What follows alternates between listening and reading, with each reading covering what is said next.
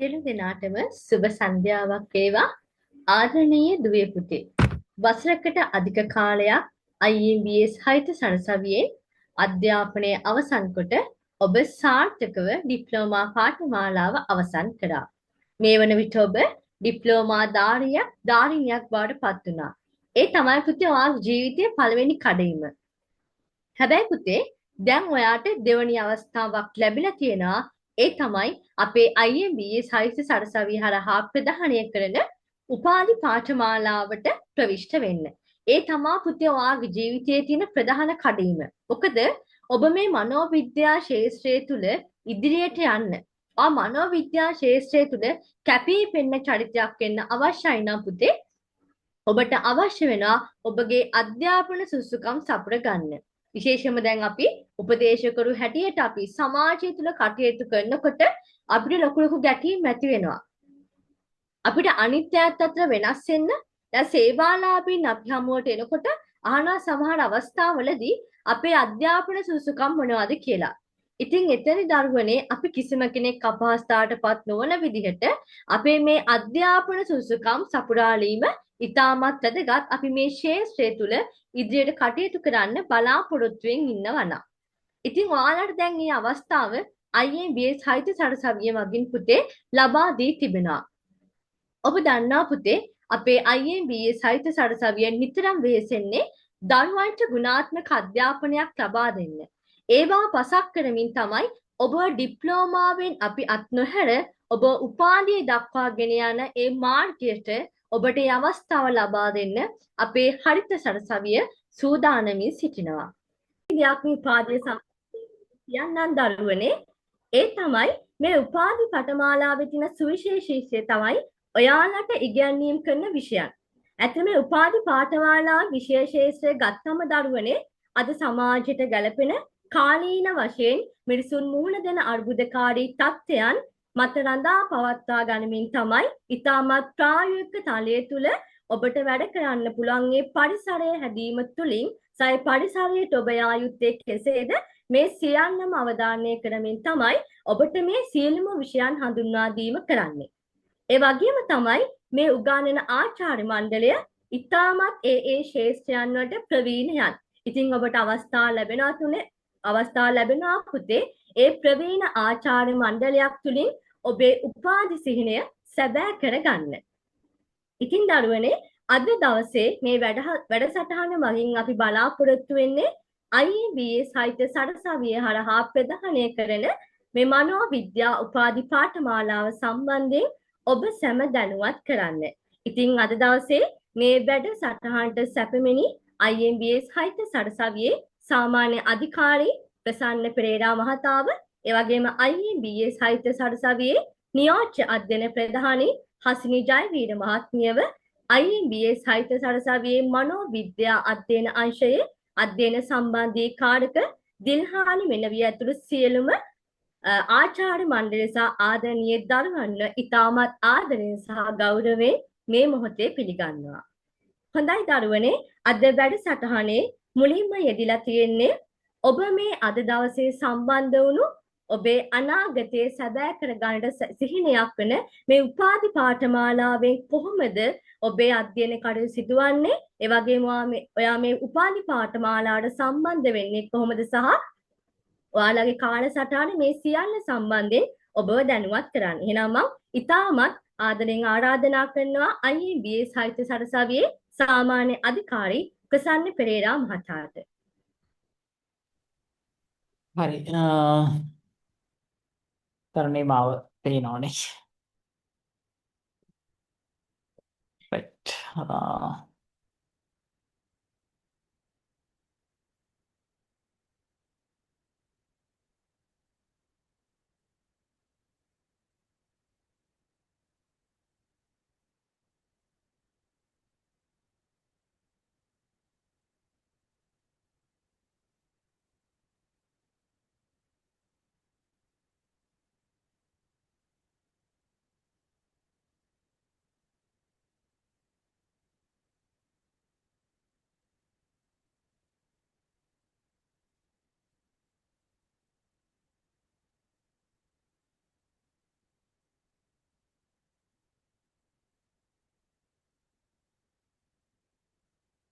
සියලු දෙනාම ඉතාම ආදරයෙන් ගෞරවයෙන් සහ ලෙන්ගතුකමින් යුක්තව මේ වැඩසටහනට පිළිගනු ලබනවා.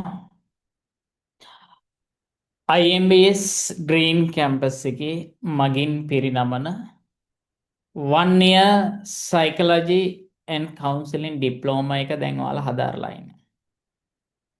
අවුරුද්දක් ඔයාලා ඉගෙන ගත්තා. එතකොට ඔයාලා මේ පාඨමාලාවට ඇතුළු වෙනකොට හිටපු කෙනයි දැන් මේ අවුරුද්දක් පාඨමාලාව හදාරලා දැන් ඉන්න කෙනයි එක්කෙනෙක්ද දෙන්නෙක්ද කියලා දැන් ඔයාලා පොඩ්ඩක් කල්පනා කරලා බලන්න. ඒ අවුරුද්දක් යනකොට ඔයා කොච්චර දුරට වෙනස් වුණාද? කොපමණ ප්‍රමාණයකින් වෙනස් වුණාද? ඒ වෙනස් වීම තුල ඔයාගේ ජීවිතේ ඔයා හිතන පතන විදිහ කොයි දුරට වෙනස් වෙලාද? ඒ කියන්නේ කොච්චර දුරට ආකල්ප මේ වෙනසක් ඇති වෙලාද කියලා දැන් තමන්ගේ හෘද සාක්ෂියෙන් අහන්න.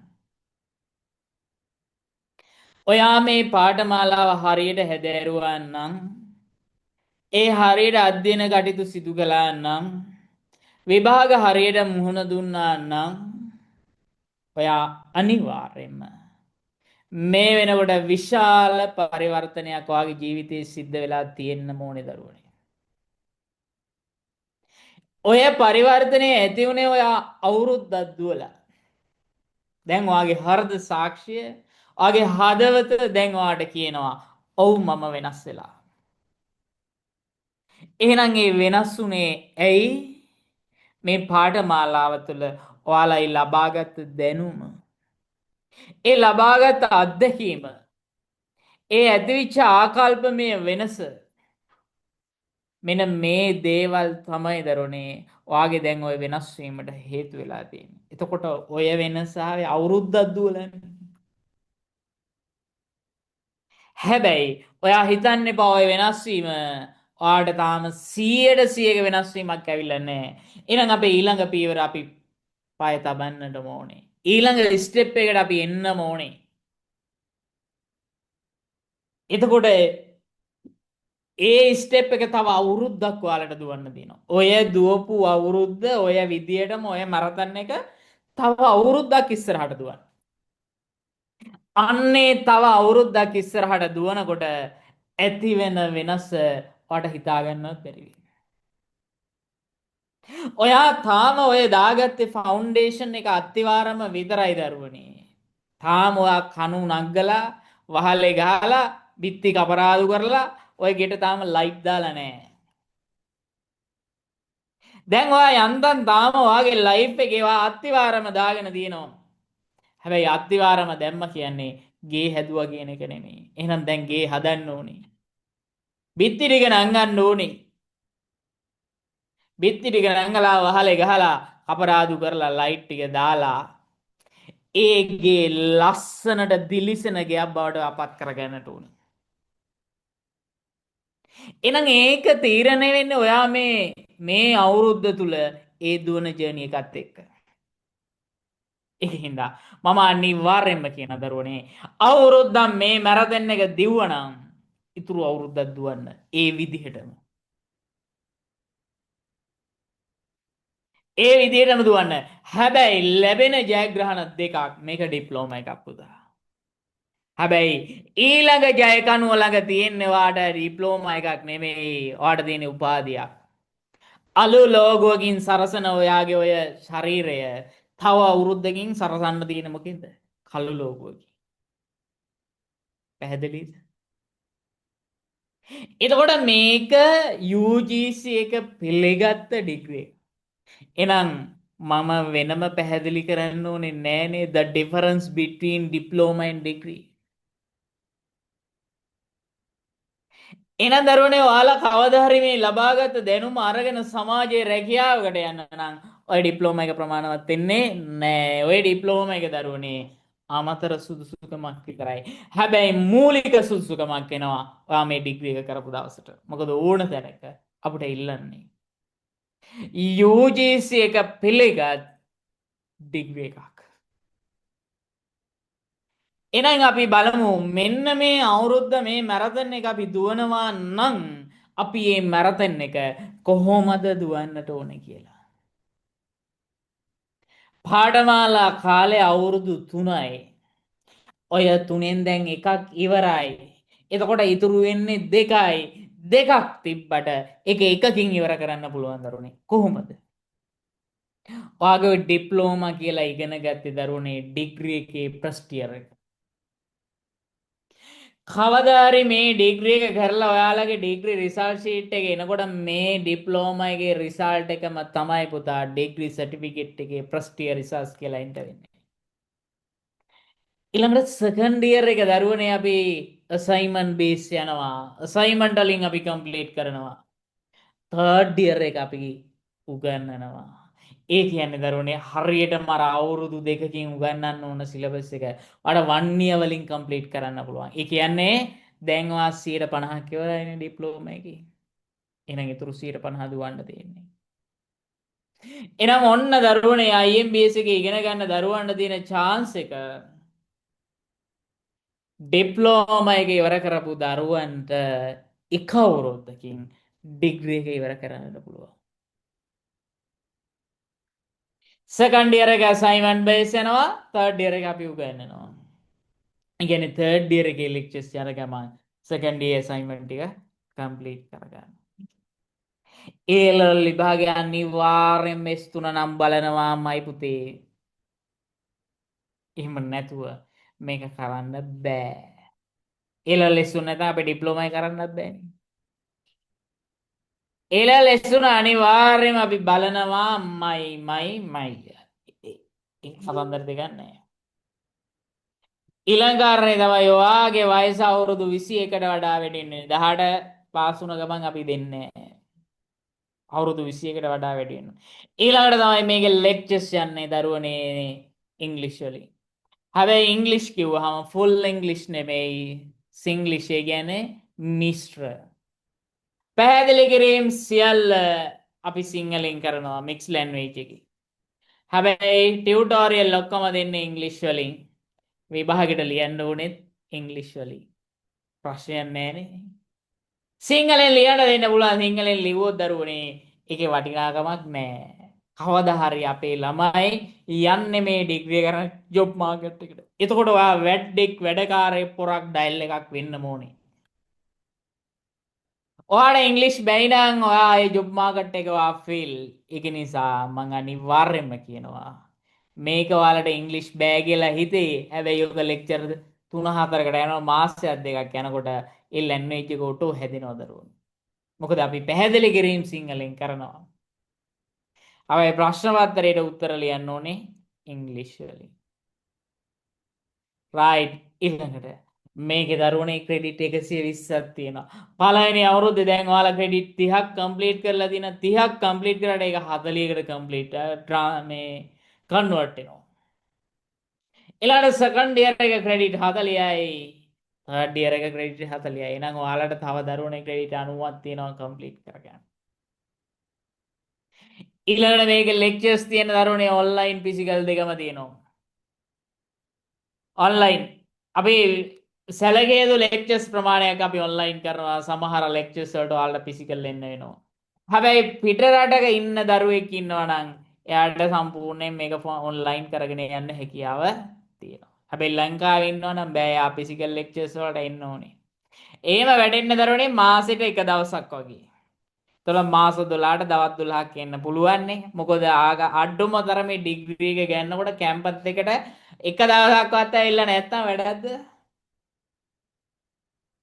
ඊළඟට තමයි දරුවනේ ඔයාලට අසයින්මන්ට් තියෙනවා. එන් සෙමෙස්ටර් එක්සෑම් තියෙනවා. අන්තිමට රිසර්ච් එකක් කරන්න තියෙනවා. රිසර්ච් එකක් ගමන් බය වෙන්න එපා. ඒක කරන්න පුළුවන්. ඊළඟට අපි මේක ඇතුලේ උගන්වන මුළු පැය දරුවනේ 1800ක් තියෙනවා. 1800. මේකේ තියෙන පිළිගැනීම තමයි දරුවනේ UGC එක පිළිගන්නවා.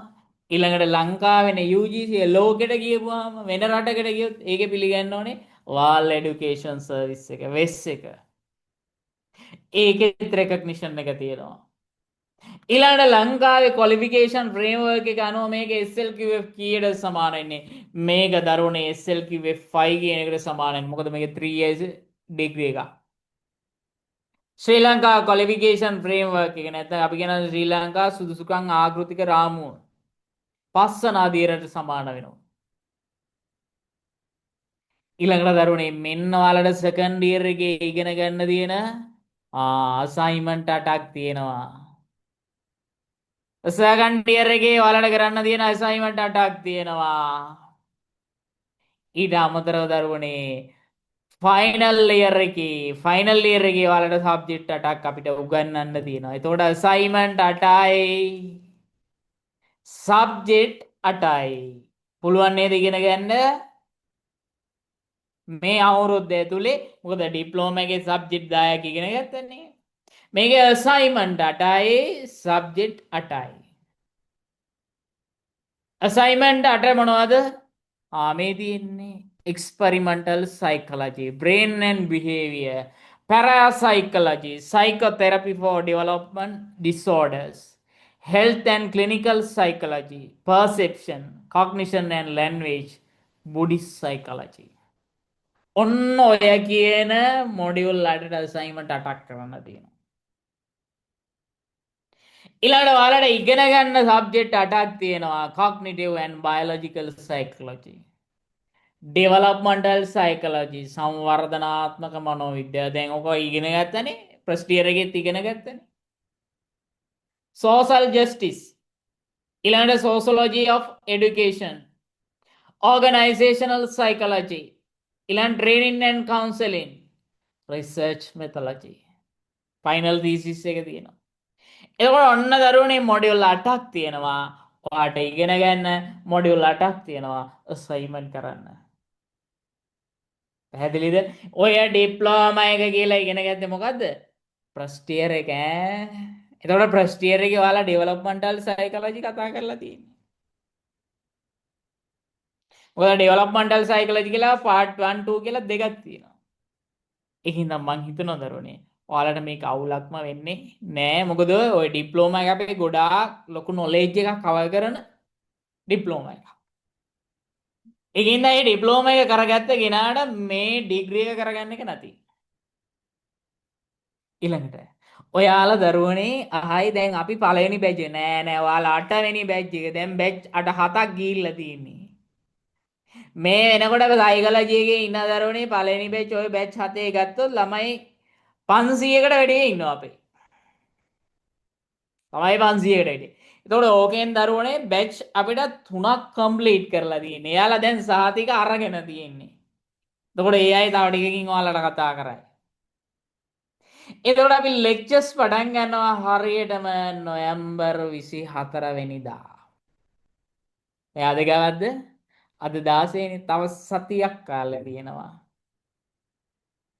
ඊළඟ මෙන්න දරුවනේ ටයිම් ටේබල් එක cognitive and biological psychology උගන්වනවා. දිස්මා තිලකරත්න මිස්. development psychology උගන්වනවා part 1 Natasha miss. development psychology part 2 උගන්වනවා සෙනාලේ වනිගතුංග මිස්.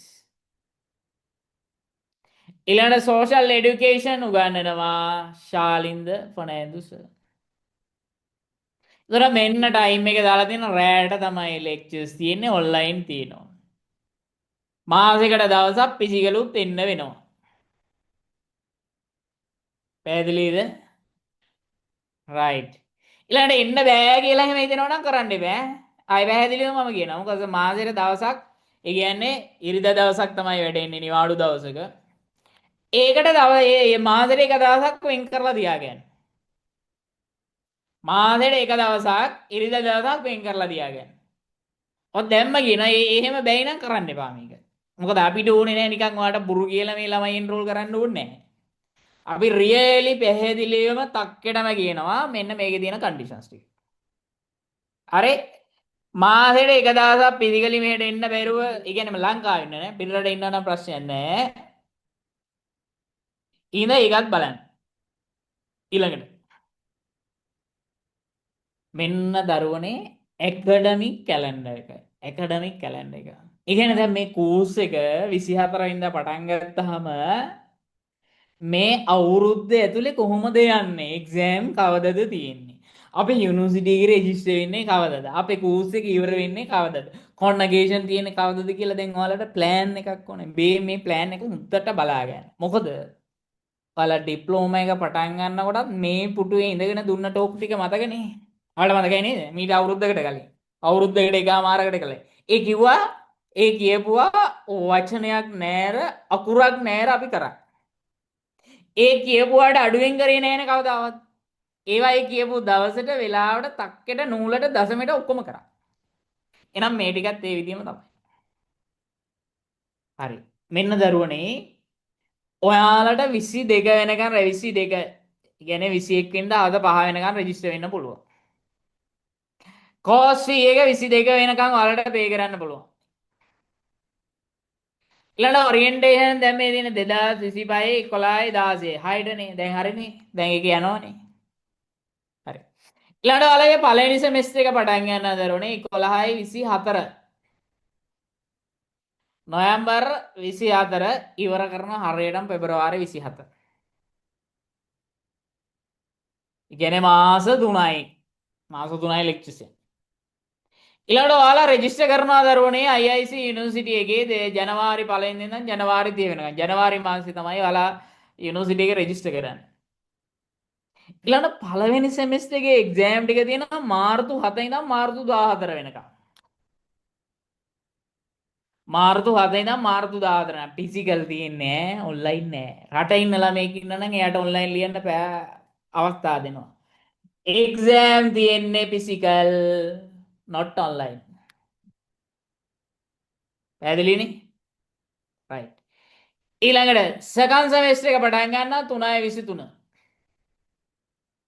ඉවර කරනවා ජූනි 22. සෙකන්ඩ් සෙමෙස්ටර් එක්සෑම් දරුවනේ 7/11 ඉඳන් 7/18 වෙනකන් තියෙනවා. ඊළඟට තර්ඩ් සෙමෙස්ටර් පටන් ගන්නවා. මේකේ සෙමෙස්ටර් 3යි.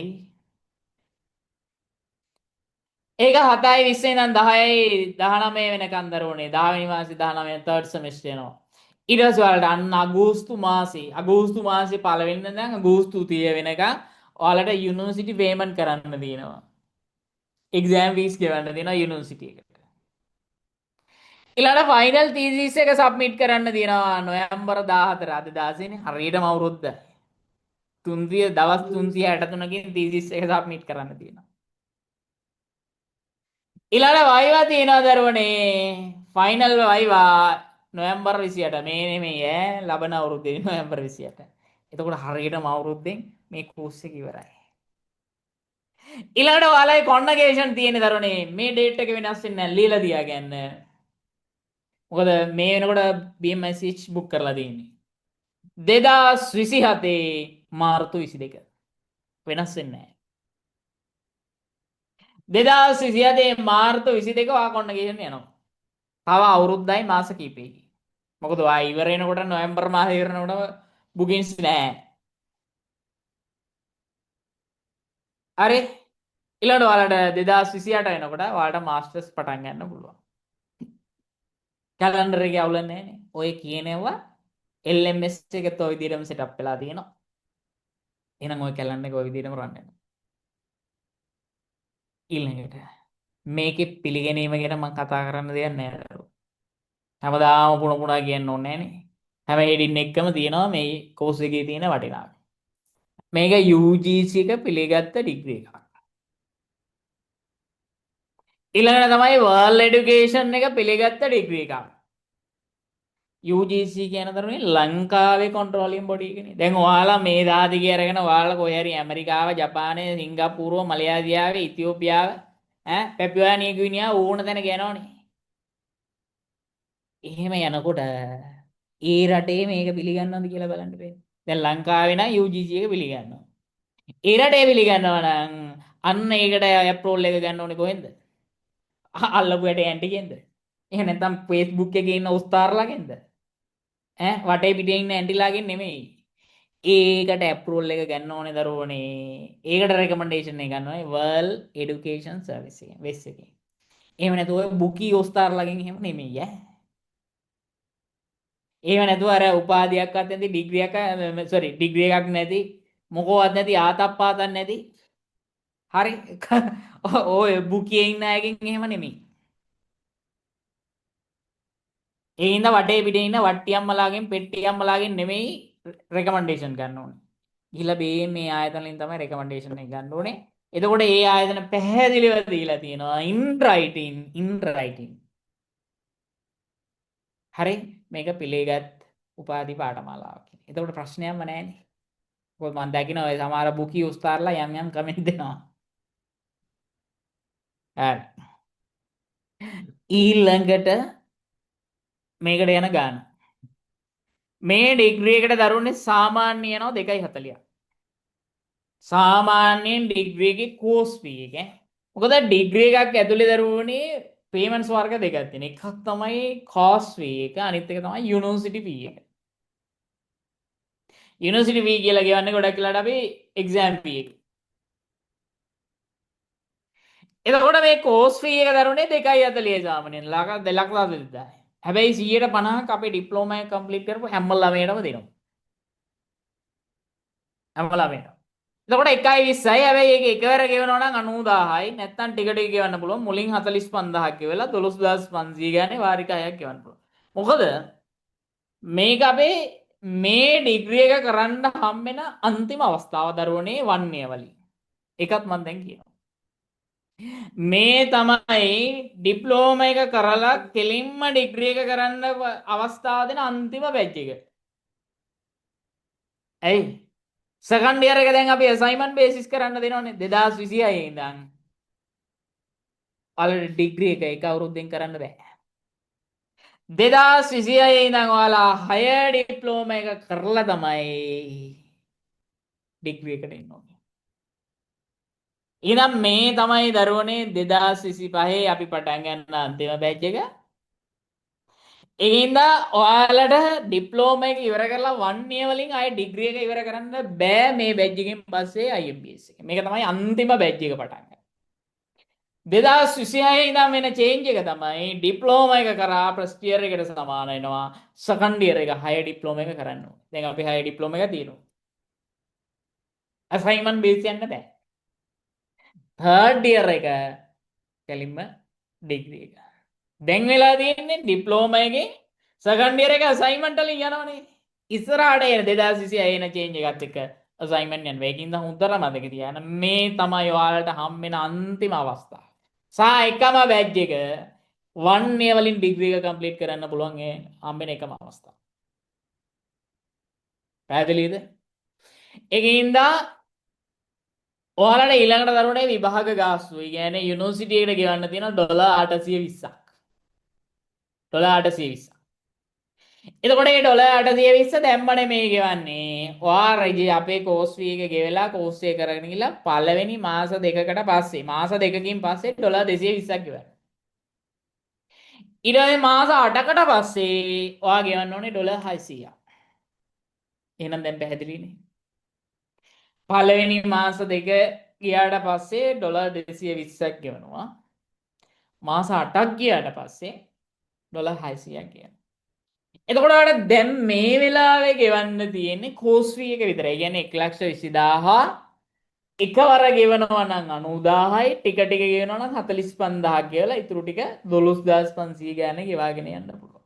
එතකොට මේ කෝස් ෆී එක කවදද කලින්ද ගෙවන්න තියෙන්නේ? මේ කෝස් ෆී එක දරුවනේ මේ 21 වෙනිදා. දැන් 21 කියන්නේ කවද්ද? 21 කියන්නේ දරුවනේ අපේ සිකුරාදා. නේද? සිකුරාදා.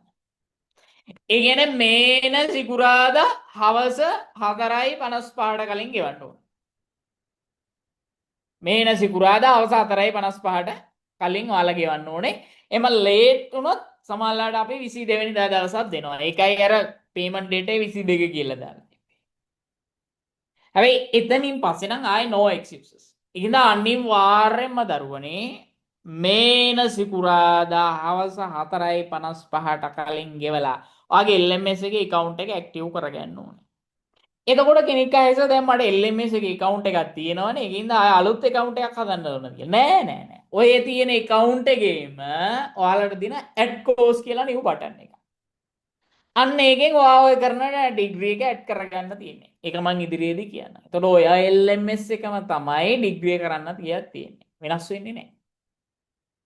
හරි? පැහැදිලිද? එහෙනම් ගෙවන්න ඕන ගාස්තු ගැන පැහැදිලි.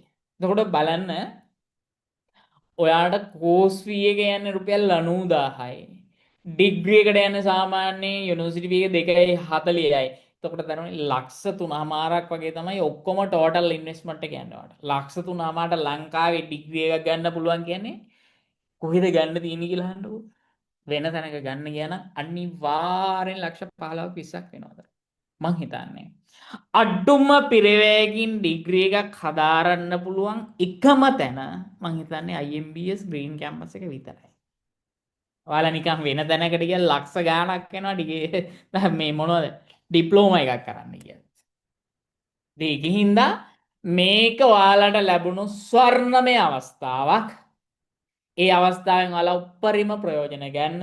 ඒකට හේතුව තමයි ඔයාලා තමයි මේ අන්තිම කණ්ඩායම වන්නේ වලින් ඩිග්‍රී එකක් කම්ප්ලීට් කරන්න දෙන එකම බැච් එක. ඒ කියන්නේ අන්තිම බැච් එක වෙන්නේ. එකම බැච් එකනේ බැච් 8ක් තියෙනවා.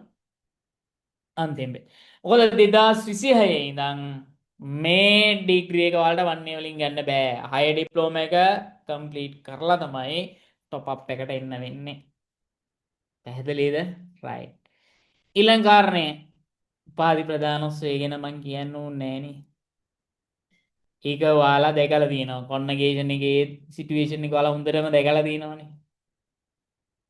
ඊළඟ මෙන්න දරුවනේ සල්ලි ගෙවන්න ඕන විදිය. ඔන්ලයින් පේ කරන්න පුළුවන්. එහෙම නැත්නම් මේ කියන account එකට සල්ලි දාලා slip එකේ account division එකට එවන්නත් පුළුවන්. මේ PDF එක උන්ට ඔයාලා බලන්න පස්සේ.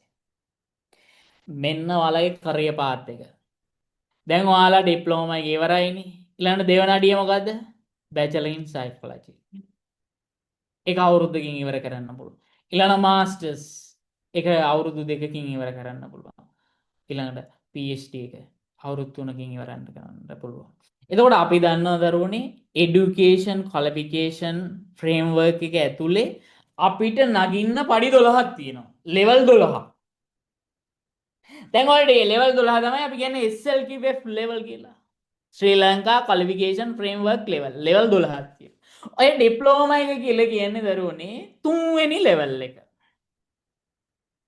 ඩිප්ලෝමා කියලා කියන්නේ තුන්වෙනි ලෙවල් එක. හයර් ඩිප්ලෝමා කියන්නේ හතරවෙනි ලෙවල් එක. ඩිග්‍රී එක කියන්නේ පස්වෙනි ලෙවල් එක. ඔය විදිහට දරුවනේ අන්තිම ලෙවල් එක තමයි PhD. ඒක තමයි ලෙවල් 12. දැන් ඔය පඩි 12 ඔයා නැගලා තියෙන පඩි කීයද? 3යි. එහෙනම් තව නගින්න පඩි කීයද තියෙනවද? 9ක් තියෙනවා. එතකොට මේ 9 නිකන් නගින්න බෑ. එක පාටම 12 නගින්න බෑ. ක්‍රමානුකූලව තමයි නැගගෙන යන්නේ. අන්නේ අන්තිම පඩියට නැංග කියන්නේ ඔයාට අර ආචාර්ය කියන පට්ටම පාවිච්චි කරන්න පුළුවන්. ડોක්ටරේට් එක. එතකොට ඔන්න දෙන්නට තමයි අපි එන්න ඕනේ. දැන් මෙතන ළමයි 80ක් ඉන්නවනම් ඔය 80න් එක්කෙනෙක් හරි අපි හිතනවා මේ අන්තිම පඩියට එයි කියලා. එන්න ඕනේ. ඒ දෙන්නට අපිවත් තාම හැවිලා නැහැ. ඊළඟට තමයි දැන් ඔය මම හැම වෙලෙම කියන්නේ දැන් මේ යුනිවර්සිටි එක පිළිගන්නවද නැද්ද කියලා තීරණය කරන ලංකාවේ බලධාරියා වෙන්නේ UGC එක. එතකොට අපි ඩිග්‍රී එකක වැලිඩිටි එක. ඒක රෙකග්නයිස් කරනවද නැද්ද කියන බලයලත් ආයතනය වෙන්නේ UGC එක. එතකොට මේ ඩිග්‍රී එක පිළිගන්නවද නැද්ද කියලා සමහර අයට පොඩි පොඩි කසුකුසු තියෙන්න පුළුවන් නේ. එතකොට මොකෝ කරන්නේ ඔන්න අල්ලපු වැඩේ ඇන්ටිගෙන් අහනවා. එහෙම නැත්නම් පල්ලෑ ගෙදර අක්කගෙන් අහනවා. එහෙම නැත්නම් ওই කාගෙන් හරි අහනවා. එහෙම නැත්නම් බුකි ඔස්තාර් කෙනකින් අහනවා. ඔය එක එකකින් අහන්න යන්න එපා. මොකද එයාලා මේ ඩිග්‍රී එකක වැලිඩිටි එක තීරණය කරන අය නෙමෙයිනේ. නේ? උපාධියක උපාධි දෙන ආයතනයක වැලිඩිටි එක තීරණය කරන්නේ එයාලා නෙමෙයිනේ. ඒක තීරණය කරන්නේ ලංකාවේ යුනිවර්සිටි ග්‍රාන්ට් කමිෂන්. එතකොට ඒකේ පැහැදිලිව වෙබ්සයිට් එකට ගිහිල්ලා ෆොරින් යුනිවර්සිටි කියලා ගත්තාම ඒකේ අපි ඩිග්‍රී එක ඔෆර් කරන university IIC University of Technology කියලා ගහලා බලන්න. අන්න එතකොට ඒක රෙකග්නයිස් කියලා එනවා. එතකොට ප්‍රශ්නයක්ම නැහැ. ඉන්න ඔය එක එක්කෙනාගෙන් ඇඩ්වයිස් ගන්න යන්න ඕනේ නැහැ. සයිට් එකට ගිහිල්ලා වෙරිෆයි කරගන්න. පුළුවන් නේද? රයිට්. ඕකේ. ඊළඟට ඔයාලට මොනවා හරි කෝස් එක ගැන ප්‍රශ්න ගැටලු තියෙනවා නම් මෙන්න මේ නම්බර් එකට කතා කරලා ඩීටේල්ස් ගන්න පුළුවන්. ඊළඟට තමයි WhatsApp group එකක් හදලා තියෙනවා. ඒ WhatsApp group එකේ සියලු දේවල් ටික මම අප්ඩේට් කරනවා. පැහැදිලිද? රයිට්. ඊළඟ කාරණය තමයි මෙන්න මේ කාරණය හොඳට මතක තියාගන්න. මේ ඩිග්‍රී එක ඔෆර් කරන්නේ IMBS එකෙන් නෙමෙයි. IMBS එකට දරුවනේ ඩිග්‍රී එකක් ඔෆර් කරන්න බලයක් නැහැ. එහෙනම් මොකද තියෙන්නේ? දරුවනේ හොඳට මතක තියාගන්න. යුනිවර්සිටි කියන්නේ කැම්පස් කියන්නේ දෙකක්. යුනිවර්සිටි කියන්නේ විශ්වවිද්‍යාලය. කැම්පස් කියන්නේ විශ්වවිද්‍යාලය නෙමේ විශ්වවිද්‍යාලයකට අනුබද්ධ ආයතනයක්. එතකොට දරුවනේ අපි විශ්වවිද්‍යාලයක් නෙමෙයි අපි විශ්වවිද්‍යාලයකට අනුබද්ධ ආයතනයක් විතර. එතකොට අපි අනුබද්ධ වෙනවා යුනිවර්සිටි දෙකක්. IIC University of Technology. එතකොට ඒ යුනිවර්සිටි එකෙන් තමයි මේ BA Psychology කියන ඩිග්‍රී එක ඔෆර් කරන්නේ. IIC University of Technology කියන යුනිවර්සිටි එකෙන් තමයි මේ කියන ඩිග්‍රී එක ඔෆර් කරන්නේ. එතකොට අපි මොකද කරන්නේ? අපි කරන්නේ ඒ ඩිග්‍රී එකට ඔයාට අපි උගන්වනවා. ඒ තියෙන සිලබස් එක අරගෙන අපි ඔයාට උගන්වනවා. උගන්වලා ඔයාට අසයින්මන්ට් කරනවා. ඔයාගේ එක්සෑම් ටික අපි කරවනවා. අන්න එහෙම කරන්නේ ඒ යුනිවර්සිටි එක මොකද දන්නවද? අපිට පවර් එකක් දීලා තියෙනවා. අන්න ඒකයි අපි කැම්පස් කියලා අපි කියන්නේ. විශ්වවිද්‍යාලයට අනුබද්ධ ආයතන.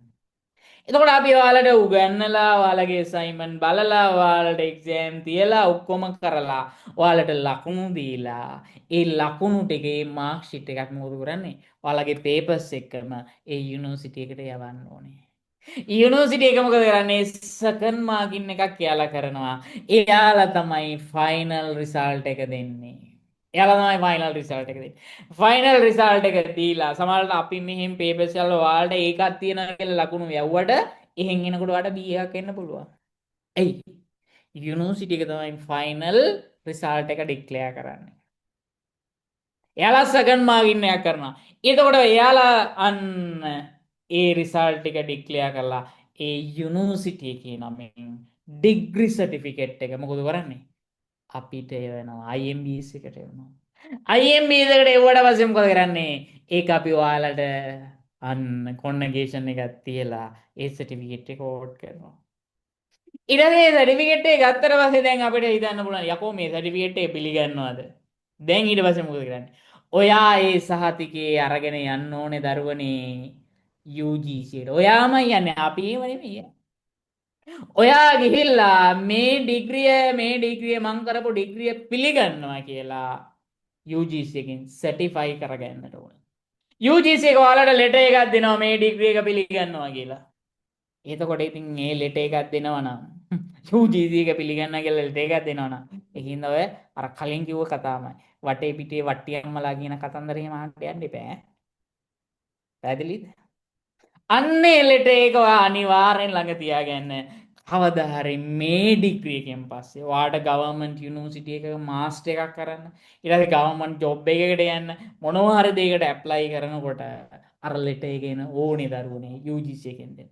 එයි ඔයාගේ ඩිග්‍රී එකේ වැලිඩිටි එක ඩිපෙන්ඩ් වෙන්නේ අන්නේ UGC එක ඉෂු කරන ලෙටර් එක තුලින්. දැන් එනම් ප්‍රශ්නයක්ම නෑ නේද? රයිට්. එහෙනම් ඔන්න දරුවනේ ඔය කතන්දරේ මම ටිකක් ඒ කියන්නේ සුද්ධ සිංහලෙන් මම මොකද ඔය නිකන් සරල සුලලිත භාෂාවෙන් මට ඊට වඩා ලස්සන කියන්න පුළුවන්. එහෙම කිව්වම ඔයාලට ඔක ඇඟට වැටෙන්නේ නැහැ. ටිකක් වදින්න කියන්න. දැන් තේරුණාද? මං හිතනවා අනිවාර්යෙන් ඔයාලට මේක හොඳට අවබෝධ වෙන්න ඇති කියලා. එහෙනම් IMBS එක තමයි දරුවනේ උගන්වන්නේ IMBS තමයි ඔයාලට විභාග තියන්නේ IMBS එක තමයි ඔයාලට ප්‍රශ්න පත්‍ර බලන්නේ ඒ ඔක්කොම කරලා මොකද කරන්නේ යුනිවර්සිටි එකට යනවා. එතකොට යුනිවර්සිටි එක තමයි ෆයිනල් රිසල්ට් එක ඩික්ලෙයාර් කරන්නේ සහ සර්ටිෆිකේට් එක ඉෂු කරන්න. එතකොට අපිට සර්ටිෆිකේට් එකක් ඉෂු කරන්න බලයක් නැහැ. ඩිප්ලෝමා පුළුවන්. හයර් ඩිප්ලෝමා පුළුවන්. හැබැයි ඩිග්‍රී බෑ. තේරෙනවද? ලංකාවේ කිසිම පෞද්ගලික ආයතනයකට දරුවනේ ඩිග්‍රී එකක් දෙන්න බෑ. දැන් සෝරි යුනිවර්සිටි කියන වචනේ භාවිතා කරන්න බෑ. ඩිග්‍රී පුළුවන්. යුනිවර්සිටි කියන වචනේ භාවිතා කරන්න බෑ. අපි ඔක්කොම කැම්පස් තමයි. ඒ කියන්නේ ප්‍රයිවට් යුනිවර්සිටි කියලා දෙයක් නෑ දරුවනේ ළඟ. ප්‍රයිවට් කැම්පස් කියලා තමයි තියෙන්නේ. ඒතර අපිත් කැම්පස් එකේ. පැහැදිලිද? එහෙනම් ඔන්න දරුවනේ ඔය කතන්දරේ හොඳට තේරුම් ගන්න. රයිට්. එහෙනම් ඊළඟ කාරණය. සර් මේකේ ප්‍රස් ක්ලාස් එහෙම දෙනවද? ඔව්. දැන් මේ තව ටිකකින් වලට කතා කරා අපි ප්‍රස් ක්ලාස් ගත්ත දරුවෝ ඉන්නවා. ප්‍රස් ක්ලාස් එක සෙකන්ඩ් අපර් එක ක්ලාස් දෙනවා. හරි. ඊළඟට තව මොනවද? ඕන ප්‍රශ්නයක් අහන්න දැන් ඔන්න මම හිතනවා එහෙනම් මෙන්න මේ ටික පැහැදිලි කරා. කෝස් එකේ කන්ටෙන්ට් එක. සෝරි කෝස් එකේ ස්ට්‍රක්චර් එක. ඊළඟට මේකේ තියෙන කන්ටෙන්ට් එක මොකක්ද? ඊළඟට ටයිම් ටේබල් එක මොකක්ද? ඊළඟට ඇකඩමික් කැලෙන්ඩර් එක මොකක්ද?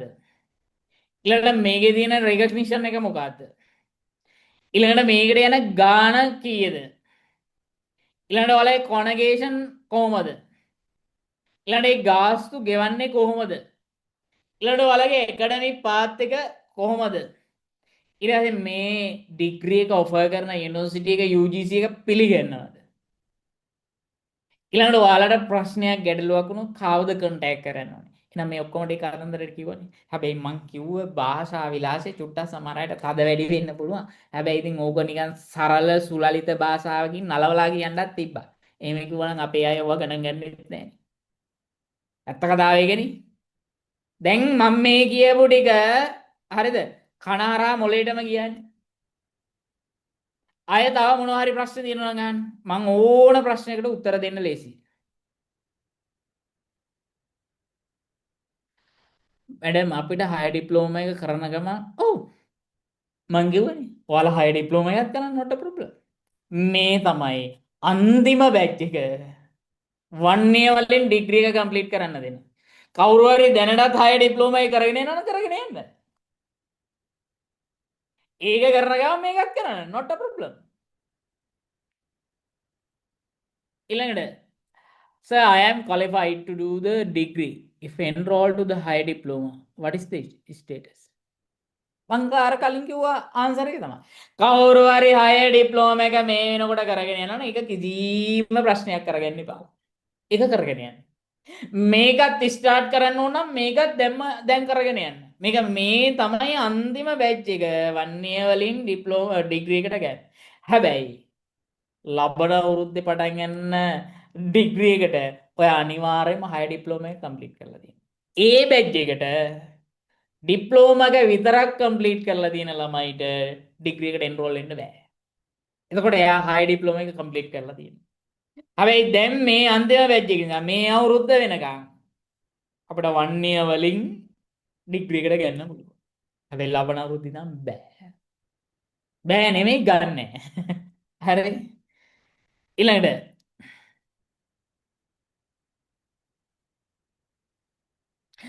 ඩිප්ලෝමා එකේ රිසල්ට් එක නම් ප්‍රස්ටිය එකට දෙන්නේ. එතකොට ඩිග්‍රී එකේ ක්ලාස් එකකට යන්න මම ඕක මම ඩිප්ලෝමා එක පටන් ගන්න දවසේම සුද්ධ සිංහලෙන් කිව්වා මේක හොඳ රිසල්ට් එකක් දාගන්න මේක තමයි ඩිග්‍රී එකක් කරොත් කවදා හරි ප්‍රස්ටිය රිසර්ච් වෙන්නේ කියලා මං කිව්වා. ඔන්න රෙකෝඩින් තියෙනවා. හරි එතකොට දැන් GP එක වැඩි කරගෙන සෙකන්ඩ් ඉයර් තර්ඩ් ඉයර් හොඳට මහන්සි. ඒක තමයි ආන්සර් එක. රිලේටඩ් ෆීල්ඩ් නැහැ. ඔයාලා ඩිප්ලෝමා එක කම්ප්ලීට් කරලා තියෙනවා නම් ප්‍රශ්නයක් නැහැ.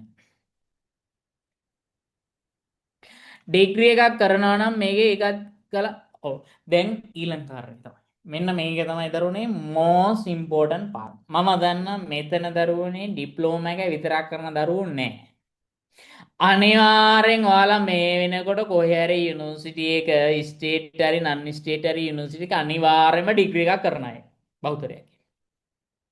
දැන් ඔයාලා සමහරලාට යුනිවර්සිටි එක කරන්නේ එක්කෝ ජන සංනිවේදනය එහෙම නැත්නම් සමාජ විද්‍යාව එහෙම නැත්නම් භූගෝල විද්‍යාව එහෙම නැත්නම් දේශපාලන විද්‍යාව. හරි. එහෙම නැත්නම් වෙනම මොකක් හරි කියන්නකෝ. හැබැයි ඔයාට ඒක කරගෙන යන ගමන්ම මේක කරන්න කිසිම බාධාවක් නැහැ. ඇයි මාසෙට එක දවසක් එන්නේ තියෙන්නේ.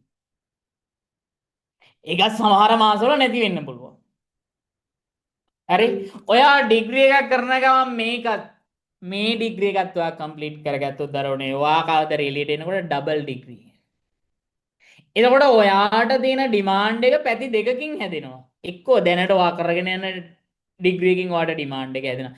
ඊට අමතරව සයිකොලොජි වලින් ඩිමාන්ඩ් එක හැදෙනවා. එහෙනම් ඔයාලා සයිකොලොජි ෆීල්ඩ් එකේ ඔයාලගේ අවසාන ටාගට් එක මොකක්ද දරුවනේ? කවුන්සලර් කෙනෙක් වෙන්නනේ. කවුන්සලර්ස්ලාට දැන් ඇති වෙලා තියෙන රැල්ල ඔයාලා දන්නවනේ. අපි චැලෙන්ජ් වෙනවා ඩිප්ලෝමා එකක් විතරක් තියාගෙන කියලා.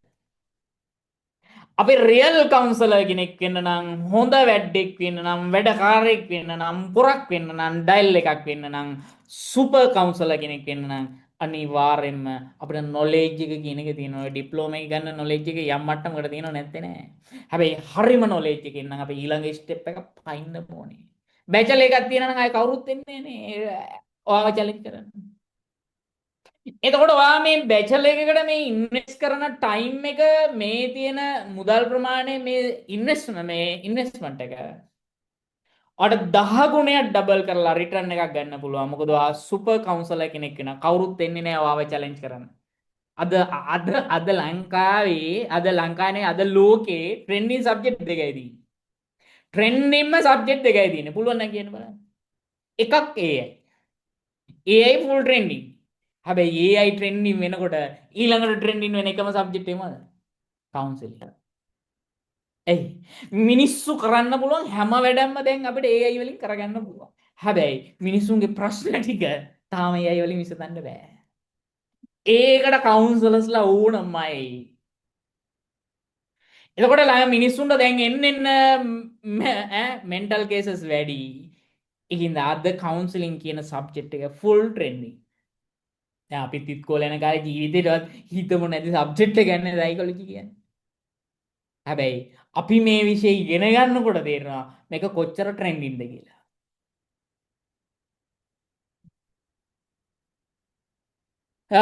ඔයා දැනට සයිකොලොජි ඩිග්‍රී එකක් කරලා තියෙන්නේ මේකම මේ ඩිග්‍රී එකක් කරාට කම නැහැ. ඉතින් සයිකොලොජි ඩිග්‍රී එකක් කරලා තියෙනවා නම් ආය මේකම කරන්න ඕනද කියන එක ඔයා දෙවතාවක් හිතන්න. මොකද මට ඕනේ නෑ මෙතන මොකක් හරි කියලා ළමයි මෙතනට ගන්න. හැබැයි ඔයාට ඩිග්‍රී එකක් තියෙනවා නම් ඔයා බලන්න ආයෙ මම සයිකොලොජිම ඩිග්‍රී එකක් කරනවාද කියලා. දැන් ඔයාට සයිකොලොජි ඩිග්‍රී එකක් ගන්න තියෙන්නේ. එතකොට ඒ ටිකමනේ ආයෙ මෙතන ඔයා රිපීට් කරගන්නේ. ඔයා කැමැත්ති නම් ඔයා කරන්න. හැබැයි මම කියන්නේ ඒක අවශ්‍යද කියලා කල්පනා කරන්න. අපිට අවශ්‍ය නෑ මොකක් හරි කියලා ළමයි ගන්න. නමුත් ඒක රියැලිටි එක තමයි දරුවනේ. ඔයාට එකම ඩුප්ලිකේට් කරගන්න ඕනද කියන එක. හැබැයි ඔයා කරන්නේ පොලිටිකල් සයන්ස් නම්, ඔයා කරන්නේ සෝෂියොලොජි නම්, ඔයා කරන්නේ මේ ජියෝග්‍රැෆි නම්, ඔයා කරන්නේ එහෙම නැත්නම් කෙමිස්ට්‍රි නම්, බයෝ නම් මොනවා හරි. අන්න ඔයා සයිකොලොජි කරාට සයිකොලොජි වලින් ඩිග්‍රී එකක් කරාට කම නැහැ. තේරෙනවද? අනිවාර්යෙන් අසයින්මන්ට් කරන සබ්ජෙක්ට් වල ලෙක්චර්ස් තියෙනවා. ඒක වර්ක්ෂොප්ස් විදිහට යන්නේ දරුවනේ. හරි. වර්ක්ෂොප්ස් විදිහට යන්නේ. ඒකෙන් ඔයාලා අසයින්මන්ට් ටික කොට දාන්න ඕනේ. හරිනේ අපේ අසයින්මන්ට් සිස්ටම් එක අමාරු නෑනේ. ඕපන් බුක් තියෙන්නේ. හරි. දැන් මං හරි. තව මොනවද තියෙන ක්වෙස්චන්ස්? මං කාලේ ගත්ත වැඩිද? වැඩි වුණාට මේ කියන්න ඕන ටික කියන්න බෑ සුදු සිංහලෙන්. හරි. ඔව් IMS එකේ HND කරන්න. දැන් ඒ සයිකොලොජි වලින්ම ඩිග්‍රී එකක් දෙනවා. ඒ HND කරන්න. දැන් ඔයාට වැඩි දුර ඉගෙන ගන්න ඕන නම් මං කියන්නේ ප්‍රශ්නයක් නෑ. ඉතින් ඔයා that is your choice. Workshop කරන්න පිසිකල්ද? ඔව් පිසිකල් කරන වර්ක්ෂොප්ස් තියෙනවා, ඔන්ලයින් කරන වර්ක්ෂොප්ස් තියෙනවා. දෙකම තියෙනවා. හරි නේද ඉතින්? ඉන්ටර්න් යන්න දෙයක් නෑ දරුවනේ. මේකේ රිසර්ච් එකක් තමයි තියෙන්නේ. ඉන්ටර්න් යන්න දෙයක් නෑ. රිසර්ච් එකක් තියෙන්නේ ඔය ගවර්න්මන්ට් නර්සින් ස්ටුඩන්ට් කෙනෙක් ඩිග්‍රී එක කරගත්තොත් අනිවාර්යෙන් ඉතින් ඒක මට වඩා ඔයාලට තේරෙනවා. ඒ කියන්නේ මම කියන්න ඕනේ මේකේ ඩිග්‍රී එකේ තියෙන වැලියු එක. ඒක ඔයාගේ ජොබ් රෝල් එකේ හැටියට අනිවාර්යෙන් කොච්චර වැදගත්ද කියන එක මම හිතනවා ඒක ඔයාට තේරුම් ගන්න පුළුවන්.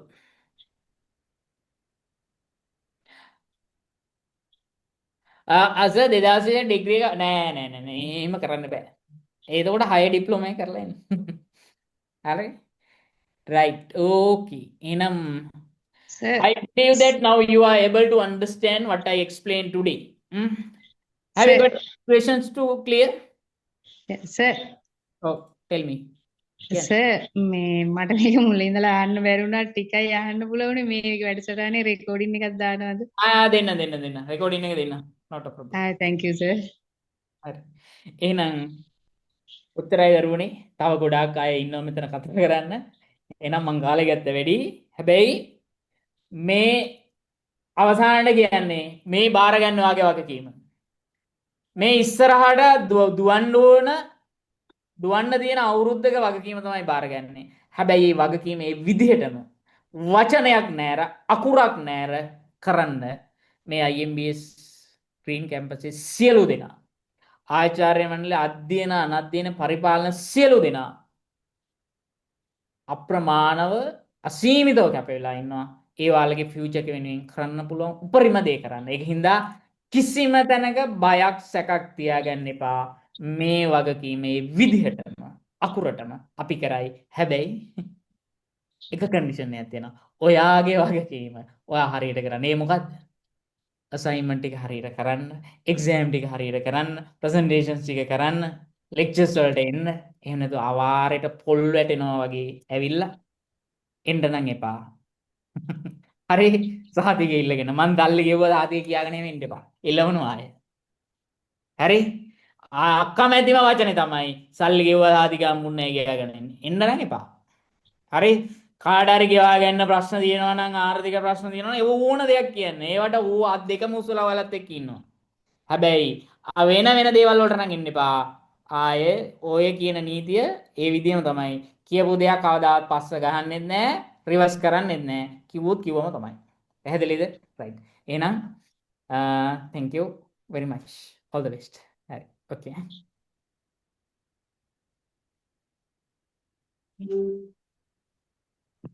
බොහොමත්ම ස්තුතියි ප්‍රසන්න සර්. හොඳයි දරුවනේ. මීළඟට තියෙන්නේ දැන් අපේ මීට කලින් මනෝවිද්‍යාව පිළිබඳ උපාධි පාඨමාලාව සම්පූර්ණ කරලා දැන් යාළුවා මේ ශාස්ත්‍රයේ වැඩ කරනවා. ඉතින් ඔයාලා කැමති ඇති අපේ කලින් දරුවන්ගේ කලින් ශිෂ්‍යයන්ට මේ අදහස් මොනවද? ඇත්තටම මේ කියන දේවල් මේ උපාධි පාඨමාලාව තුළ සිද්ධ වුණාද? නේද? ඒ වගේම මේ උපාධි පාඨමාලාවෙන් එයා ලබාගත් අත්දැකීම් මොනවද සහ ලබාගත් නොලෙජ් එක කොහොමද? ඉතින් මම ඒ සම්බන්ධයෙන් ඔයාලට කතා කරන්න මම ආරාධනා කරනවා අපේ මනෝවිද්‍යා උපාධි පාඨමාලාවේ දෙවැනි බැච් එකේ මම හිතන්නේ ඉහළම ලකුණු ලබාගත් තනිඳු කප්පවත ශිෂ්‍යයාට. thank you madam. සුබ සන්ධ්‍යාවක් ඔයාලා හැමෝටම. ඒ වගේම මේ වෙලාවේ මම ස්තුතිවන්ත වෙනවා මේ අවස්ථාවේ මට වචන ස්වල්පයක් කතා කරන්න අවස්ථාව ලබා දුන්නට IMBS හරිත සරසවියට. එතකොට මම තරිඳු කපුවත්ත. මේ වෙනකොට IMBS හරිත සරසවියේ ඩිප්ලෝමා එක මුලින්ම හදාරලා ඊට පස්සේ එතනින් නොනැවති උපාධිය දක්වාම ගිහිල්ලා උපාධිය තුලත් විශිෂ්ට සාමාර්ථයක් සහිතව පළමු පන්තියේ සාමාර්ථයක් ලබා ගන්න මට පුළුවන් වුණා උපාධිය තුලත්. ඉතින් මේ වන විට මම මනෝවිද්‍යා උපදේශකවරයෙක් විදිහට සහ කතිකාචාර්යවරයෙක් විදිහටත් වැඩ කරනවා. ඉතින් ඔයාලා හැමෝම IMBS හරිත සරසවිය කියන්නේ මොකක්ද සහ ඒකේ කොහොමද වැඩ ටික වෙන්නේ කියන දේ දන්නවා. එතකොට මම පොඩ්ඩක් කිව්වොත් මේ විෂයට මම ආස වුණේ ඇත්තටම මේ මනෝවිද්‍යා විෂය කියලා කියන්නේ මගේ ජීවිතේ ගොඩාක් වෙනස් කරපු විෂයක්. ජීවිතය තුළ මං කලින් නොදැකපු ඒ වගේම නොඅසපු දේවල් මගේ ජීවිතයට ගෙනල්ලා දුන්න මගේ ජීවිතය වෙනස් කරපු විෂයක් කිව්වොත් නිවැරදි. ඉතින් මම හිතනවා ඔයාලටත් ඒ වගේම මේ ඔයාලා එක ඩිප්ලෝමා එකක් හදාරලා දැන් ඉවර කරලා ඉන්නේ.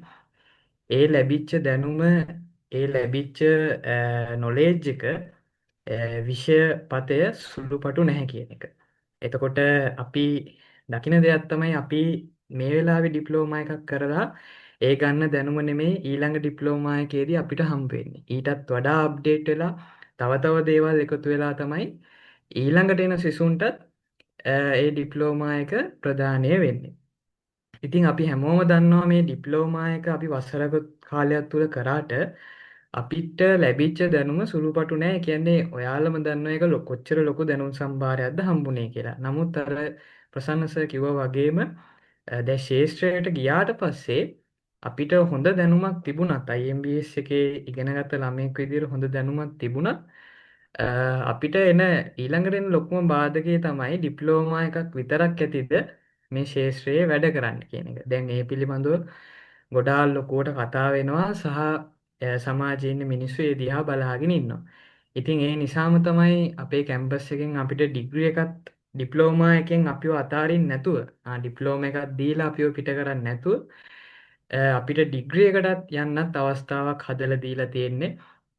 එතකොට ඒකේ ආරම්භයක් විදිහට මමත් දෙවෙනි බැච් එකට ජොයින් වුණා සහ දැන් මාස කිහිපයක් වෙනවා මගේ උපාධි ප්‍රදානෝත්සවයක් තිබිලා. ඉතින් මට හරිම සතුටු දවසක් එදා. මම ගොඩක් සතුටු වෙච්ච දවසක්. අර කිව්වා වගේම උපාධි සිහිනය සැබෑ කරගන්න හම්බෙන එක ඕන කෙනෙක්ගේ ලොකු ආශාවක් බලාපොරොත්තුවක්. ඉතින් ඒ ආශාව මට ඉෂ්ට කරගන්න පුළුවන් වුණා. එතකොට ඔයාලා දන්නවා කොහොමද අපිට මේ දැනුම හම්බ වෙන්නේ කියන එක. ලයිව් ලෙක්චර්ස් තුලින් අපිට මේ දැනුම හම්බ වෙනවා ඩිග්‍රී එක තුලත්. නමුත් ඩිප්ලෝමා එකේදී ඔයාලා දකින්න ඇති ගොඩාක්ම මේක ලයිව් හරහාම තමයි වැඩි හරියක් ගියේ. නමුත් ඩිග්‍රී එකේදී අපිට ෆිසිකල් වර්ක්ෂොප්ස් වලටත් ඇටෙන්ඩ් වෙන්න වෙනවා. ඒ වගේම එක්සෑම් තියෙන්නේ ෆිසිකලි. එතකොට අපිට ඉස්සරහට දැන් අපිට ඒකට එකඟ වෙලා අනාගතයේදී අපිට එක්සෑම් එකකට එන්න බැරි වුණොත් අපිට ඒක තර්ක කළා හෝ එකට කරුණු කියලා වෙනස් කරගන්න අමාරුයි. ඒ නිසාම තමයි සර් ඔයාලට ඒක පැහැදිලි කරේ මුලින්දම්ම මේක ෆිසිකලි තියෙනවා කියන එක. එතකොට අපි ඒකට සූදානම් වෙන්න වෙනවා. අර ඔන්ලයින් විභාගයක් කරනවා වගේ නෙමෙයි ෆිසිකලි ගිහිල්ලා ඒ වෙලාවේ පැය 3ක් ඇතුළත පේපරයක් කරනවා කියන්නේ ලොකු ප්‍රෙෂර් එකක් වගේ මේක මැනේජ් කරගන්න පුළුවන්. ඔන්ලයින් කරනවා වගේත් නෙමෙයි ඔන්ලයින් කරන එකත් ප්‍රෙෂර් එකක් තමයි. නමුත් අර ෆිසිකලි එක්සෑම් එකක් කරනවා කියන්නේ ඒක වෙනස්ම අත්දැකීමක්. ඉතින් අපිට අපි දන්නවා අපේ IMBS learning LMS එකෙන් අපිට හරිම පහසු විදියට උගන්වන්න වැඩපිළිවෙල අපිට ඩිප්ලෝමා එකෙත් හදලා දුන්නා. ඒ වගේම ඩිග්‍රී එකෙත් ඒ හැම පහසුකමක්ම ඒ විදියටම ඊටත් වඩා වැඩියෙන් තියෙනවා. ඊළඟට මම මතක් කරන්න කැමතියි අපිට උගන්වපු අපේ ආදරණීය ගුරුවරු අපේ ලෙක්චරර්ස්ලා. ඒ ගුරුවරු මෙතනත් ඉන්නවා. එතකොට මටත් උගන්වපු ඒ ගුරුවරු අපිට ඩිප්ලෝමා එකෙන් අපිට දුන්න දැනුම වගේම ලොකු දැනුම් සම්භාරයක් අපිට මේ ඩිග්‍රී එක පුරාවටම ලබා දුන්නා. ඒක නිසා මම ඒ ගුරුවරුන්ගෙන් ලැබෙන දැනුම සහ ඒ කියන්නේ සාමාන්‍යයෙන් පොතේ පතක අර දෙන දැනුමකට සීමා නොවි ප්‍රායෝගිකව අපිට මේක භාවිතා කරන්නේ කොහොමද කියන එක සම්බන්ධයෙන් හොඳ දැනුම් සම්භාරයක් අපේ ගුරුවරු අපිට දෙනවා ලෙක්චරර්ස්ලා. ඉතින් අපේ ලෙක්චරර්ස්ලාත් ඊළඟට ඔයාලට කතා කරයි කොහොමද ඒක වෙන්නේ කියන එක. ඒ වගේම අර කිව්වා වගේම මේකේ වැලිඩිටි එක ගත්තොත් මම ඩිග්‍රී එක ඉවර වෙච්ච ගමන්ම අර සර් කිව්වා වගේම UGC එකට ගිහිල්ලා ඒක වෙරිෆයි කරගත්තා. එතකොට අනිවාර්යයෙන්ම අපේ කැම්පස් එකෙන් අපිට දෙන සර්ටිෆිකේට් එක ඇවිල්ලා ඒකට වළංගුභාවයක් තියෙනවා. එතකොට UGC එකෙන් අනිවාර්යෙන් එයාලගේ බලන දෙයක් තමයි අපිට මේ ඩිග්‍රී එක ඔෆර් කරන මේ කැම්පස් එක ඇවිල්ලා එයාලගේ ඒ කියන්නේ එයාලගේ වෙබ් එකේ තියෙන දෙයක්ද කියන එක. එතකොට අනිවාර්යෙන්ම ඒ යුනිවර්සිටි එක අපේ IMBS එක අනුබද්ධිත විශ්වවිද්‍යාලයේ වෙබ් එකේ තියෙනවා සහ අපිට වෙනම ලස්සනට සහතිකයක් print කරලා දෙනවා ඒ අනුමැතිය. එතකොට ඒක හරි වටිනවා. ඒක තමයි ඇත්තටම වැදගත්ම දේ. අපිට ඉස්සරහට අපේ මේ ඩිග්‍රී එක තුල තියෙන වළංගුභාවය ගැන අපිට සමාජයට ඉදිරිපත් කරන්න. ඉතින් එක්සෑම් සහ රීසර්ච් කරලා මේ හැම දෙයකටම කරලා යම් අත්දැකීමක් තියෙන කෙනෙක් විදිහට මම ඔයාලට කියන්නේ මේක ඇවිල්ලා ඩිප්ලෝමා වගේ සුළුවට හිතන්නත් එපා. මොකද ඩිප්ලෝමා එකේදී සමහර වෙලාවට අපි ලෙක්චර්ස් වලට ඉන්නවා ලෙක්චර් එකක් මිස් වුණොත් රෙකෝඩින් බලනවා ඊට පස්සේ සමහර වෙලාවට මේ දේවල් මග ඇරෙනවා එක්සෑම් එකක් ලඟ වෙනකොට තමයි ආයි සූදානම් වෙන්නේ ඒ වගේ. නමුත් ඩිග්‍රී එකේදී මුලින් ඉඳන්ම අපිට ටිකක් මහන්සි වෙලා වැඩ කරන්න වෙනවා ඩිප්ලෝමා එකටත් වඩා. විශේෂයෙන්ම අපිට අන්තිම කාලේ වගේ වෙද්දී ඔය රීසර්ච් ඇසයින්මන්ට් වගේ ඒවා එකටම සෙට් වෙනවා. එතකොට ඒක ඇවිල්ලා සාමාන්‍යයෙන් ලොකු ටිකක් අපිට දැනෙන ප්‍රෙෂර් එකක්. ඉතින් ඒකට අපි කලින් ඉඳන්ම හරියට වැඩ කරගෙන ගියොත් ඒ අතරම තව එක්සෑම්ස් උත් එනවා. ඒතකොට ඒවට පාඩම් කරන්නත් ඕනේ. නමුත් ඒක බය වෙන්න තියෙන දෙයක් නෙමෙයි. සාමාන්‍ය ඕනම විශ්වවිද්‍යාලයක අපි ඉගෙන ගනිද්දි රජයේ විශ්වවිද්‍යාලයක උනත් ඉගෙන ගනිද්දි ඕක තමයි ස්වභාවය. අපිට අවසාන කාලේ වගේ වෙද්දි විශේෂයෙන්ම ටිකක් සැලකිය යුතු පීඩනයක් දැනෙනවා. ඉතින් අර මම ඔයාලට කියන්නේ ඩිග්‍රී එක වගේ මේක සුළුවෙන් ඩිප්ලෝමා එක වගේ සුළුවෙන් හිතන්නත් එපා. මේකට අපිට හොඳ වැලිඩිටි එකක් තියෙනවා. එතකොට මේකෙන් හොඳ අවුට්කම් එකක් ගන්න නම් අපිත් මේක උපරිම කැප වෙලා උපරිම විදියට කරන්න ඕනේ. එතකොට අර සර් කිව්වා වගේම ඔයාලට ෆස්ට් ක්ලාස් එකක් ඊළඟට සෙකන්ඩ් අපර් එකක් වගේ සෙකන්ඩ් ක්ලාස් එකක් අනිවාර්යයෙන්ම ලබා ගන්න පුළුවන් වෙනවා. ඒක නිසා ඒ වෙනුවෙන් දැන් ඉඳන්ම මහන්සි වෙන්න අදිෂ්ඨාන කරන්න කියලා මම ඔයාලගෙන් ඉල්ලනවා. ඉතින් අදින් පටන් ගන්න ඔයාලගේ මේ උපාධි ගමන හොඳින්ම අවසන් කරලා හොඳ IMBS හරිත සරසවියෙන් බිහි වෙන හොඳ උපාධිධාරියෙක් විදිහට සමාජයට යන්න මම එහෙනම් ඔයාලට ආරාධනා කරනවා. මේ අවස්ථාව මට ලබා දීපු IMBS හරිත සරසවියට මම නැවතත් ස්තුතිවන්ත වෙන ගමන් මගේ කතාව මෙතනින් අවසන් කරනවා. ඔබ සියලුම දෙනාට සුබ අනාගතයක් වෙන්න කියලා ප්‍රාර්ථනා කරනවා. බොහොමත්ම ස්තුතියි තනිඳු ඉදිරිපත් කළ අදහස් වලට. හොඳයි ධර්මනේ ඊළඟට මම නැවතත් ආරාධනා කරනවා අපේ මනෝවිද්‍යා උපාධි පාඨමාලාවේ දෙවනි බැච් එක නියෝජනය කරමින් නිරෝෂණී වස්සලා ශිෂ්‍යාවට.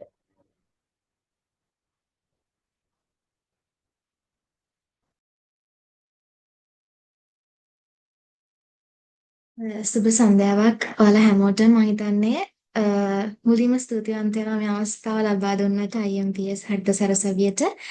ඉතින් මම මේ වෙද්දී ඔෆිෂියලි ග්‍රැජුවේට් වෙච්ච කෙනෙක් IMBS කැම්පස් එකෙන් ඒ වගේම මට දැන් ඔරියන්ටේෂන් එකේදී හිතෙනවා මමත් ඔයාලා වගේම මීට අවුරුදු 2කට විතර කලින් මේ වගේම ප්‍රසන්න සර්ගෙන් මේ විදිහටම ලෙක්චර් එකක් වගේ දේවල් අහගෙන පොඩි නර්වස් ගතියකුත් එක්ක අර ෆස්ට් එකට අඩිය තියන නිකන් පොඩි බයකුත් එක්කම හිටියා. නමුත් දැන් මං හරිම ප්‍රවුඩ්ලි කියනවා I made it. ඒ කියන්නේ මං කොහොම හරි මේක ජය ගත්තා. මම හිතන්නේ කියන්න තියෙන කී මං කියන්න හිටපු ගොඩක් කතා අපේ තරිඳු කිව්වා. මං මෙහෙම කතාවක් කියන්නම්.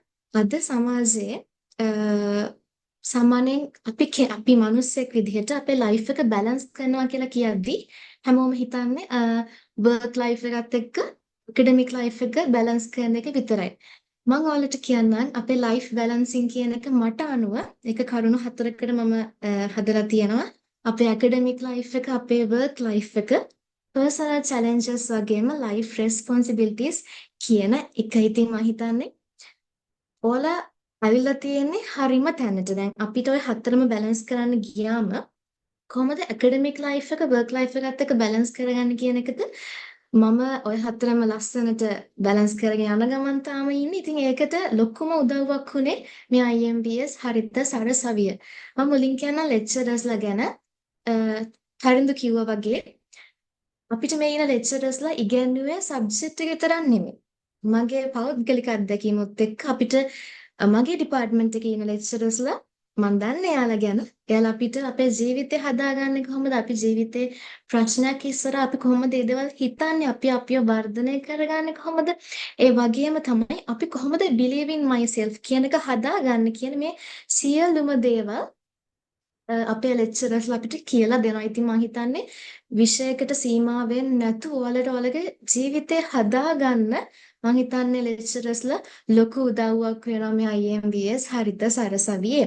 ඉතින් ඒ වගේම කියන්න ඕනි සමහර වෙලාවලට අපි හැම වෙලේම අමතක යන පිරිසක් තමයි අපේ කෝඩිනේටර්ස්ලා කියන එක. ඉතින් මම කැමතියි කියන්න මම ඉගෙනගත්තු ඒ මගේ ජර්නි එක කාලේ පුරාවටම අපි සමහර වර්ක් කරන ගමන් ඩිග්‍රී එකක් කරනදී අපිව ස්ට්‍රෙස් වෙනවා. ඒක සාමාන්‍ය දෙයක්. එතකොට අපිට ලෙක්චර්ස් මිස් වෙනවා, සමහරවල් අපිට එක්සෑම්ස් මිස් වෙනවා. ඉතින් ආපු හැම ප්‍රශ්නයක්ම හරි ලස්සනට විසඳ ගන්න පුළුවන් වුණේ IMBS හරිත සරසවියේ ඉන්න ඒ ඩිපාර්ට්මන්ට් එක බාරව ඉන්න කෝඩිනේටර්ස්ලා ලොකු උදව්වක් දුන්නා. ඉතින් මට ඔයාලට කියන්න තියෙන පොඩ්ඩක්වත් බය වෙන්න එපා. ඔයාලගේ ඇකඩමික් ජර්නි එකේදී ඔයාලට ලෙක්චරර්ස්ලා ෆුල්ම සපෝට් එක දෙනවා. ඒ හා සමානවම ඔයාලගේ ඕනෑම ප්‍රශ්නකදී කෝඩිනේටර්ස්ලා ඔයාලත් එක්ක ඉන්නවා. ඒ වගේම ඔයාලා කවුරුම හරි ඇහුවොත් මේ ඇකඩමික් ජර්නි එකේදී මම ආසම දේ මොකක්ද කියලා මම ආසම කොටස තමයි අපේ රිසර්ච් පාර්ට් එක. මම හිතන්නේ මාස 5කට කිට්ටු වෙන ප්‍රමාණයක් අපි රිසර්ච් එක කරන්න ඕනේ.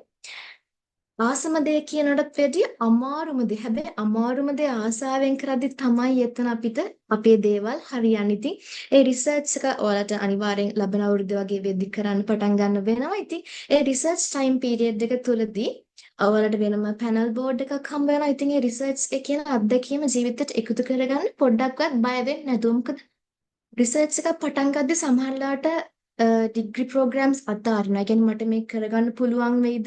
මට වර්ක් ලයිෆ් එකත් එක්ක බැලන්ස් කරගන්න පුළුවන් වෙයිද? මට ලෙක්චරර්ස් උදව් කරයිද? මට කෝඩිනේටර්ස්ලා උදව් කරයිද කියලා ඔයාලට ප්‍රශ්නයක් එන්න පුළුවන්. ඉතින් මම බය නැතුව කියනවා. බය නැතුව මේ අභියෝගේ බාර ගන්න. මොකද ලෙක්චරර්ස්ලා කෝඩිනේටර්ස්ලා කියන්නේ මේ සම්පූර්ණ ගත්තම මේ මුළු කැම්පස් එකම ඔයාලත් එක්ක රිසර්ච් ටයිම් පීරියඩ් එක විතරක් නෙමෙයි මුළු ඇකඩමික් ජර්නි එක පුරාවටම ඔයාලත් එක්ක ඉන්නවා. ඉතින් අපි විශ්වාස කරන දෙයක් තමයි අපේ ලයිෆ් එකේ හරි දේ හරිම වෙලාවට හරි තැනකදී හම්බ වෙනවා කියන එක. මම හිතන්නේ මෙතනින් ඔයාල හැමෝටම හරිම දේ හරි වෙලාවට හරිම තැන හම්බ වෙලා තියෙනවා. ඉතින් ඒ ලැබිච්ච ඒ අවස්ථාවේ උපරිම ප්‍රයෝජනය ගන්න මම හිතන්නේ මෙතන ඉන්න ඔයාල හැමෝම මට කියන්න තියෙන්නේ දැන් ඔයාලා අවුරුද්දක් ඉගෙන ගන්න ඕනි. ඔයාලට ස්ට්‍රෙස් වෙන අවස්ථා ඇති, එක්සෑම්ස් අමාරු වෙන අවස්ථා ඇති, අර ගිව් අප් වෙන අවස්ථා එයි. හැබැයි මගේ පෞද්ගලික අත්දැකීම ඔයාලා ග්‍රැජුවේෂන් දවසට ඔයාලා ක්ලෝක් එක ඇඳලා ස්ක්‍රෝල් එක ගත්තට පස්සේ ලැබෙන සතුට මටවත් කිසිම කෙනෙකුට වචනෙන් කියන්න බෑ. මොකද ඒක ඒ තරම් සතුටක්. මම හිතන්නේ ඒ සතුට ඔයාලා හැමෝම ජීවිතේ අත්විඳිය යුතුමයි මේ IMBS හරිත සරසවිය හරහා. ඉතින් මට කියන්න තියෙන්නේ ඔයාලා පොඩ්ඩක්වත් බය වෙන්න එපා. මේ තෝරගත්තු පාර හරියටම හරි. තෝරගත්තු තැන ඊටත් වඩා හරියටම හරි. ඉතින් අද අදිෂ්ඨානයක් ගන්න. I'm gonna make it. මම කොහොම හරි මේක කරනවා. ඒ වගේම තව අවුරුද්දක් එකමාරක් ඇතුළතදී ඔයාලට අනිවාර්යෙන් කියන්න පුළුවන් වෙයි I made it කියලා. හරියට මේ මං අද කියනවා වගේ. ඉතින් මම ඔයාලා හැමෝටම විශ් කරනවා ඔයාලගේ ඇකඩමික් ජර්නි එක IMBS හරිත සරසවියත් එක්ක එකතු වෙලා ලෙක්චරර්ස්ලාගෙන් ෆුල් සපෝට් එක අරගෙන ඉදිරියටම කරගෙන යන්න. Thank you. බොහොමත්ම ස්තුතියි නිරෝෂණී ඔබේ අදහස් වලට. හොඳයි තරුවනේ. දැන් ඊළඟට දැන් අපි ඕනම ඩිප්ලෝමා එකක් ඩිග්‍රී එකක් කරනකොට නේද? අපි මුලින්ම බලන්නේ කවුද? අපි උගන්වන ලෙක්චර් පැනල් එක කවුද? ඉතින් මම හිතන්නේ ඔයාලා අවුරුදු දෙක කාලයක් අපි මනෝවිද්‍යාව හා උපදේශන ඩිප්ලෝමා පාඨමාලාව කරා. ඉතින් ඔයාලට අපේ ලෙක්චර් පැනල් එක ගැන මම හිතන්නේ ආයේ කියන්න වචන නැහැ.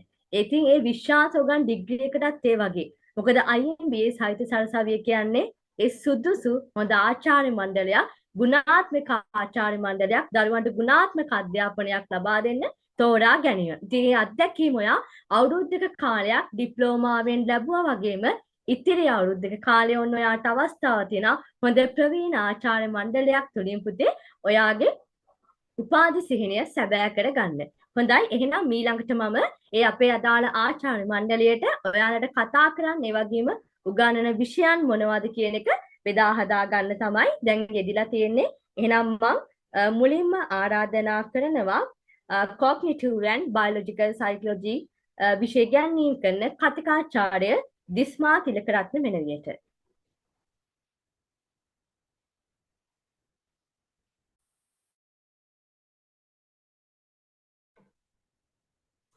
Thank you, Sanalvis.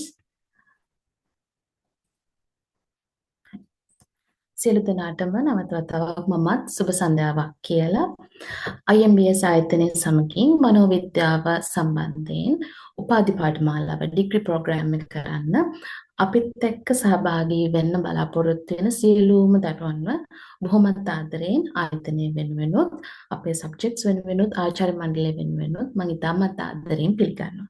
එතකොට මිස් කිව්වා වගේ අපි මේ කතා කරන්නේ lecturer panel එක. මට හරිම සතුටුයි අපේ කලින් පාස් අවුට් වුණු ස්ටුඩන්ට්ස්ලා බොහොම ලස්සනට සබ්ජෙක්ට් කන්ටෙන්ට් එක වගේම ජීවිතයට තමන්ගේ ප්‍රොෆෙෂන් එකට ගොඩාක් වැදගත් වෙන යමක් සහ ගොඩක් දේවල් ඒගොල්ලන්ගේ ජීවිතවලට ලබාගෙන තියෙනවා. ඉතින් අපි බලමු දැන් ඊළඟට ඇත්තටම මෙච්චර වැදගත් වෙන්න මොනවද අපි මේ සබ්ජෙක්ට්ස් වල ඉගෙන ගන්න කියලා. එතකොට මුලින්ම මම කතා කරන්නම් මම ඔයාලට උගන්වන සබ්ජෙක්ට් එක. මුලින්ම මගේ නම දිස්මා තිලකරත්න. මම හිතනවා හැමෝටම මගේ ස්ක්‍රීන් එක පැහැදිලිව පේනවා ඇති කියලා. Cognitive and Biological Psychology කියන සබ්ජෙක්ට් එක ඔයාලට උගන්වන්නේ මම. ඉතින් අපි බලමු සබ්ජෙක්ට් එකේ කන්ටෙන්ට් එක මොකක්ද සහ සබ්ජෙක්ට් එක ඉගෙනගෙන යනකොට ඔයාලා මොන වගේ දේවල්ද knowledge එකට සහ ඔයාලගේ life එකට එකතු කරගන්නේ කියලා. ඉතින් මුලින්ම මොකක්ද Cognitive and Biological Psychology කියලා කියන්නේ? සරලවම කිව්වොත් සයිකොලොජි කියන මේ විශාල නැත්නම් ප්‍රධාන සබ්ජෙක්ට් එකේ ජය විද්‍යාත්මක පසුබිම එහෙම නැත්නම් scientific backbone එක තමයි මේ අපේ සබ්ජෙක්ට් එක. Cognitive and Biological Psychology. ඉතින් මෙතන අපි හරිය ලස්සනට කතා කරනවා කොහොමද ස්නායු පද්ධතිය, ස්නායු, හෝමෝන, නැත්නම් අපේ ජාන, පුද්ගලයෙක්ගේ එහෙමත් නැත්නම් මේ අපි එදිනෙදා අපේ තියෙන හැසිරීම් වලට අපි හිතන පතන දේවල් වලට අපේ මතකය, අපි හීන දකින දේ සම්බන්ධයෙන්, අපේ ඉගෙනීම, අපේ ඉමෝෂන්ස් මේ හැම දෙයකටම සම්බන්ධ වෙන්නේ කියලා. ඉතින් තවදුරටත් විග්‍රහ කරොත් සබ්ජෙක්ට් එක ගැන මෙතනදී අපි ඉගෙන ගන්නවා biological processes. අපි හිතමුකෝ අපේ මොළයේ තියෙන ස්නායු හරහා ශරීරයේ තවත් තැනකට ඕන තොරතුරක් යවනවා. ඉතින් ඔය වගේ දේවල් හරහා අපේ සංජානනය, අපේ cognition එක, අපේ හැඟීම්, emotions, feelings, mood එක, ඒත් එක්ක අපේ හැසිරීම, හදිසි අවස්ථාවකදී අපි බය වෙනවා. බය වෙලා තනකින් දුවලා යනවා. ඉතින් අපි මෙච්චර කාලයක් දැනගෙන හිටියා සතෙක් අපේ පැත්තට කඩාගෙන එනකොට අපි දුවලා යනවා කියලා. ඉතින් ඒ වෙලාවට ඇත්තටම ශරීරය ඇතුලේ සිද්ධ වෙන්නේ මොකක්ද? හීනයක් දකිනවා. අපි අද දවල් කර කර හිටපු දෙයක් සම්බන්ධයෙන් නැත්නම් හදිස්සිය අපිට මතක් වුණ කාරණයක් සම්බන්ධයෙන් අපි හීනයක් දකිනවා. ඉතින් බහුදාට අපි හිතනවා මම මේක ගැන හිතපු හින්දා තමයි අද හීනේ දැක්කේ කියලා. හැබැයි ඇත්තටම අපේ මොළය කොහොමද අපිට මේ දේ පෙන්වුවේ? ඉතින් මෙන්න මේ වගේ හරිම ඉන්ටරෙස්ටිං පාර්ට් එකක් තමයි මෙතන මේ කතා කරන්නේ. හරියටම කිව්වොත් මම ජය විද්‍යාත්මක වචන වලින්ම කතා කරොත් නියුරෝ සයන්ස් කියන සබ්ජෙක්ට් එකයි සයිකොලොජි කියන සබ්ජෙක්ට් එකයි කනෙක්ට් කරන තැනක් මේක. අන්න ඒක ඔස්සේ ඇයි අපි හිතන්නේ, ඇයි අපිට විවිධ දේවල් දැනෙන්නේ, අපි එක එක විදිහට එක එක වෙලාවට හැසිරෙන්නේ ඇයි, මේ දේවල් මේ විදිහට කරන්නේ ඇයි, මේක තමයි අපි කතා කරන්න යන්නේ. ඉතින් වෙන වෙනම මම මෙතන කියලා තියෙනවා cognitive psychology කියන්නේ මොකක්ද, biological psychology කියන්නේ මොකක්ද කියලා. මම සරලවම කියන්නම් cognitive psychology එකේදී අපි focus කරන්නේ අපේ මානසික ක්‍රියාවලි, mental processes. එතකොට අපි බාහිරින් ලැබෙන තොරතුරු ලෙක්චර් එක බලාගෙන ඉන්නකොට මම කියන දේවල් අහගෙන ඉන්නකොට ඔයාලට කොහොමද මේ දේවල් අවබෝධ වෙන්නේ? මේ අවබෝධ කරගත්ත කාරණා කොහොමද මතකේ තැම්පත් වෙන්නේ? අන්න ඒ වගේ mental processes ගැන අපි කතා කරන්නේ. ලොකු ප්‍රශ්නයක් ආපු වෙලාවක, ප්‍රශ්න කිහිපයක ඉන්න වෙලාවක, work life එකයි, personal life එකයි, studies මේ දේවල් balance කරනවා වගේ ප්‍රශ්නවල ඉන්නකොට මේ problem solving කියන එක කරන්නේ කොහොමද? ඒ දේවල් අතර අවශ්‍ය කරුණු ගලපලා බලලා වැදගත් තීරණයක් ගන්න කොහොමද? decision making. මෙන්න මේ වගේ mental processes ගැන තමයි cognitive psychology එකෙන් බලන්නේ. biological psychology එකේදී කරන්නේ මෙන්න මේ කතා කරපු cognitive base එක පිටිපස්සේ අපේ මොළය, ස්නායු පද්ධතිය, හෝමෝන, ජාන සම්බන්ධ වෙන්නේ කොහොමද? අපි දෙයක් කරනවා නම් ඒක පිටිපස්සේ තියෙන අපේ ජෛව විද්‍යාත්මක පසුබිම මොකක්ද කියලා. මම හිතනවා මම මේ කියපු කාරණා එක්ක සබ්ජෙක්ට් එකේ කතා කරන දේවල් පැහැදිලි ඇති කියලා. මෙතනින් තව පොඩ්ඩක් අපි ඉස්සරහට ගියොත් අපි බලමු ඇයි ඇත්තට මේ සබ්ජෙක්ට් එක වැදගත් වෙන්නේ.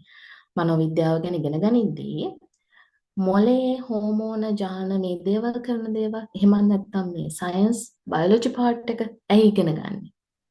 පළවෙනිම කාරණාව තමයි අපි පළවෙනිම කොටසේදී කතා කරනවා පුද්ගලයෙක්ගේ නිින්ද, sleep pattern, හීන දැකීම. ඇයි අපි හීන දකින්නේ? අපි නිදාගෙන ඉන්න වෙලාවට අපේ මොළයට මොකක්ද වෙන්නේ? ඔන්න පළවෙනි පාඩමේදී කතා කරලා දෙවෙනි පාඩමට අපි යනකොට අම්මාගේ ගර්භාෂයට ආපු දවසේ ඉඳලා අද මේ මොහොත දක්වා මරණය දක්වා පුද්ගලයෙක්ගේ මොළේ වර්ධනය වෙන්නේ කොහොමද? මොළයට හානියක් වුණාම ඊට පස්සේ මොළේ මොකද කරන්නේ? විශේෂයෙන්ම ස්ට්‍රෝක් එකක් වගේ තත්ත්වයක් ආවා. ඊට පස්සේ අපේ බඩගින්න, තිබහ, ඉමෝෂන්ස් මේ දේවල් මොළේ මගින් පාලනය කරන්නේ කොහොමද? අපේ ඉගෙනීම සහ කරුණු මතකයේ තබා ගැනීම ආශ්‍රිත කරුණු කාරණාවලදී ජෛව විද්‍යාත්මක පසුබිම මොකක්ද? මෙන්න මේ කොටස් ඉගෙන ගන්නේ මම මේ ටික කියනකොට ඔයාලට තේරෙනවා ඇති මේක වැදගත් වෙන්නේ සෙමෙස්ටර් එකේ එන්න එකේදී දෙන පේපර් එක ලියන්න විතරක් නෙවෙයි. මේ දේවල් අපිට වැදගත් වෙනවා අපේ ජීවිතේටත්. ඉතින් දරුවනේ මේක හරිම ඉන්ට්‍රෙස්ටිං. ඔයාලට ඕන තරම් එක්ස්කියුස් කරලා මගෙන් ප්‍රශ්න අහන්න පුළුවන්. ඕන තරම් දරුවෝ විතර කරනවා. මැඩම් මමත් මේ විදිහට මට මෙහෙම හින පේනවා. මම මේ විදිහට ස්ට්‍රෙස් වුණාම මම මේ විදිහ හැසිරීමක් පෙන්නනවා. මේ අපි කතා කරන්නේ ඒක ගැනද? ඔන්න ඔය වගේ ප්‍රශ්න ගොඩාක් එනවා. ළමයි හරි හොඳට ඉන්ටරැක්ට් වෙන්න පුළුවන් සබ්ජෙක්ට් එකක් මේක. එතකොට මේ හැම දෙයක්ම අපේ කෝස් එකට අදාළව නොලෙජ් එක ලබා ගන්නත් ප්‍රශ්න පත්‍රයට උත්තර ලියන්නත් වගේම අපේ ජීවිතයේ එදිනෙදා අපි කරන කියන සෑම කටයුත්තක් ගැනම බොහෝම වැදගත් ජීව විද්‍යාත්මක සයන්ටිෆික් නොලෙජ් එකක් ලබා ගන්නත් සබ්ජෙක්ට් එක ඉතාමත් වැදගත් වෙනවා. ඊළඟට අපි බලමු දැන් මේ කියපු දේවල් කතා කරන ටොපික්ස් ටික මොනවද කියලා. ප්‍රධාන වශයෙන් ටොපික්ස් 4ක් සහ තවත් පොඩි ටොපික් එකක් තමයි කතා කරන්නේ. අපිට මාස 3ක කාලයක් ඉස්සෙල්ලා ප්‍රසන්න සර් කිව්වා අපේ ෆස්ට් සෙමෙස්ටර් එක සාමාන්‍ය මාස 3ක් ඇතුළත ඉවර වෙනවා. ඉතින් මේ කාලේදී අපි කතා කරනවා අපේ මෙන්න මේ ටොපික්ස් ටික circadian rhythm, sleeping and dreaming. අපේ ශරීරයේ පැටර්න් එක. බඩගින්න එන්නත් එක්තරා රටාවක් තියෙනවා. නිදා ගන්නත් රටාවක් තියෙනවා. හීන දකින්න විදිහක් තියෙනවා. හීන හැම වෙලාවෙම පේන්නේ නැහැ නිදාගත්තට. විශේෂ අවස්ථාවක් තියෙනවා. ඊට පස්සේ අපි කතා කරනවා මොළයේ වර්ධනය සහ ප්ලාස්ටිසිටි කියන අලුත්ම අප්ඩේටඩ් ෆැක්ට් එක. මීට කලින් හිතාගෙන හිටියේ මොළයට කුණුනාරටේට හානියක් සිද්ධ වුණොත් ඒ හානිය හින්දා නැති වෙන අපේ හැකියාව නැවත ගන්න බෑ කියලා. අපි දරුවොත් කලින් කීවා නිතරම අප්ඩේට් වෙන ප්‍රැක්ටිකල් සබ්ජෙක්ට් එකක් තමයි මේ සයිකොලොජි කියන්නේ කියලා. ඒකට හොඳම උදාහරණයක් තමයි මේ ප්ලාස්ටිසිටි කියලා අපි කතා කරන්නේ. අපේ මොළයට පුළුවන් නැති වුණ හැකියාවන් නැවත ලබා ගන්න. අපි බලනවා කොහොමද ඒක කරන්නේ කියලා. ඊට පස්සේ අපිට හැමදාම වතුර තිබහයනවා, බඩගිනිනවා කොහොමද ඒක වෙන්නේ? ඊට පස්සේ ඉමෝෂන්ස්. අපේ හැඟීම් ආශ්‍රිතව කරුණු කාරණා. පුද්ගලයෙක් සටනට හෝ පලා යාමට සූදානම් වෙන ආකාරය.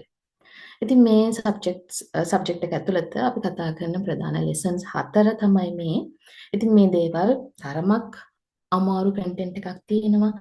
අපි හොඳ ඒ කියන්නේ සයන්ටිෆික් ටර්මිනොලොජි එකක් පාවිච්චි කරනවා. හැබැයි කාටවත් බය වෙන කාරණාවක් නැහැ. ඉස්සෙල්ලා කතා කරපු හැමෝම කිව්වා වගේ මමත් කියන්නේ අපි හැමෝගෙම සපෝට් එක ඔයාලට තියෙනවා. ඕනම වෙලාවක ප්‍රශ්නයක් අහන්න පුළුවන්. ලෙක්චර් එක යන අතරතුරේ ලෙක්චර් එකෙන් පස්සේ ඊළඟ දවසේ රෙකෝඩින් එක බලලා ප්‍රශ්න අහන්න පුළුවන්, ගැටලු නිරාකරණය කරන්න පුළුවන්. පාඩම් කරන හැටි කියලා දෙනවා. engaging lectures තියෙන්නේ. මේ කෝස් එක ඇතුළතදී ඔයාලට බලාපොරොත්තු වෙන්න පුළුවන් දේවල් තමයි මේ සබ්ජෙක්ට් එකේ engaging lectures. දරුවන්ට ඕනම වෙලාවක මගෙන් ප්‍රශ්නයක් අහන්න පුළුවන්. මගෙන් රික්වෙස්ට් කරන්න පුළුවන් sample questions දෙන්න කියලා. කොහොමත් මම දෙනවා. නෝට් එකක් හදාගන්න හැටි කියලා දෙනවා. මම එදිනෙදා ප්‍රශ්න දෙනවා ඊළඟ සතියේ කරගෙන එන්න. ඊට අමතරව එක එක්සර්සයිස් වලට මම සෙනාරියෝ එකක් දෙනවා. ඇත්ත ජීවිතයේදී, සත්‍ය ජීවිතයේදී ඔයාලට බලාපොරොත්තු වෙන්න පුළුවන් සෙනාරියෝස්. ඔයා බැංක කෙනෙක් වෙන්න පුළුවන්, ඔයා ටීචර් කෙනෙක් වෙන්න පුළුවන්, සයන්ටිෆික් ෆීල්ඩ් එකක ඉන්න කෙනෙක් වෙන්න පුළුවන්, හෙල්ත් ෆීල්ඩ් එකේ ඉන්න කෙනෙක් වෙන්න පුළුවන්. විවිධ පුද්ගලයෝ අපේ ක්ලයන්ට්ස්ලා ආශ්‍රය කරනකොට විවිධ හැසිරීම් අපි දකිනවා. ඉතින් ඒ ඔස්සේ හැසිරීම් අපිට ඇනලයිස් කරන්න පුළුවන්. ඉන්ටරැක්ටිව් ක්ලාස් එක්සර්සයිසස් කියලා කියන්නේ මෙන්න මේ වගේ කාරණා කතා කරන කොටස්. ඊට අමතරව මම ඔයාලට අසයින්මන්ට්ස් දෙනවා තමන් තර්ක කරලා තනියෙන් හිතලා උත්තර දෙන්න. ඊට අමතරව සත්‍ය ජීවිතයේ සිදුවීම් වලට අපි ඉගෙන ගන්න තියරිස්, කන්සෙප්ට්ස් අපි ඇප්ලයි කරලා බලනවා.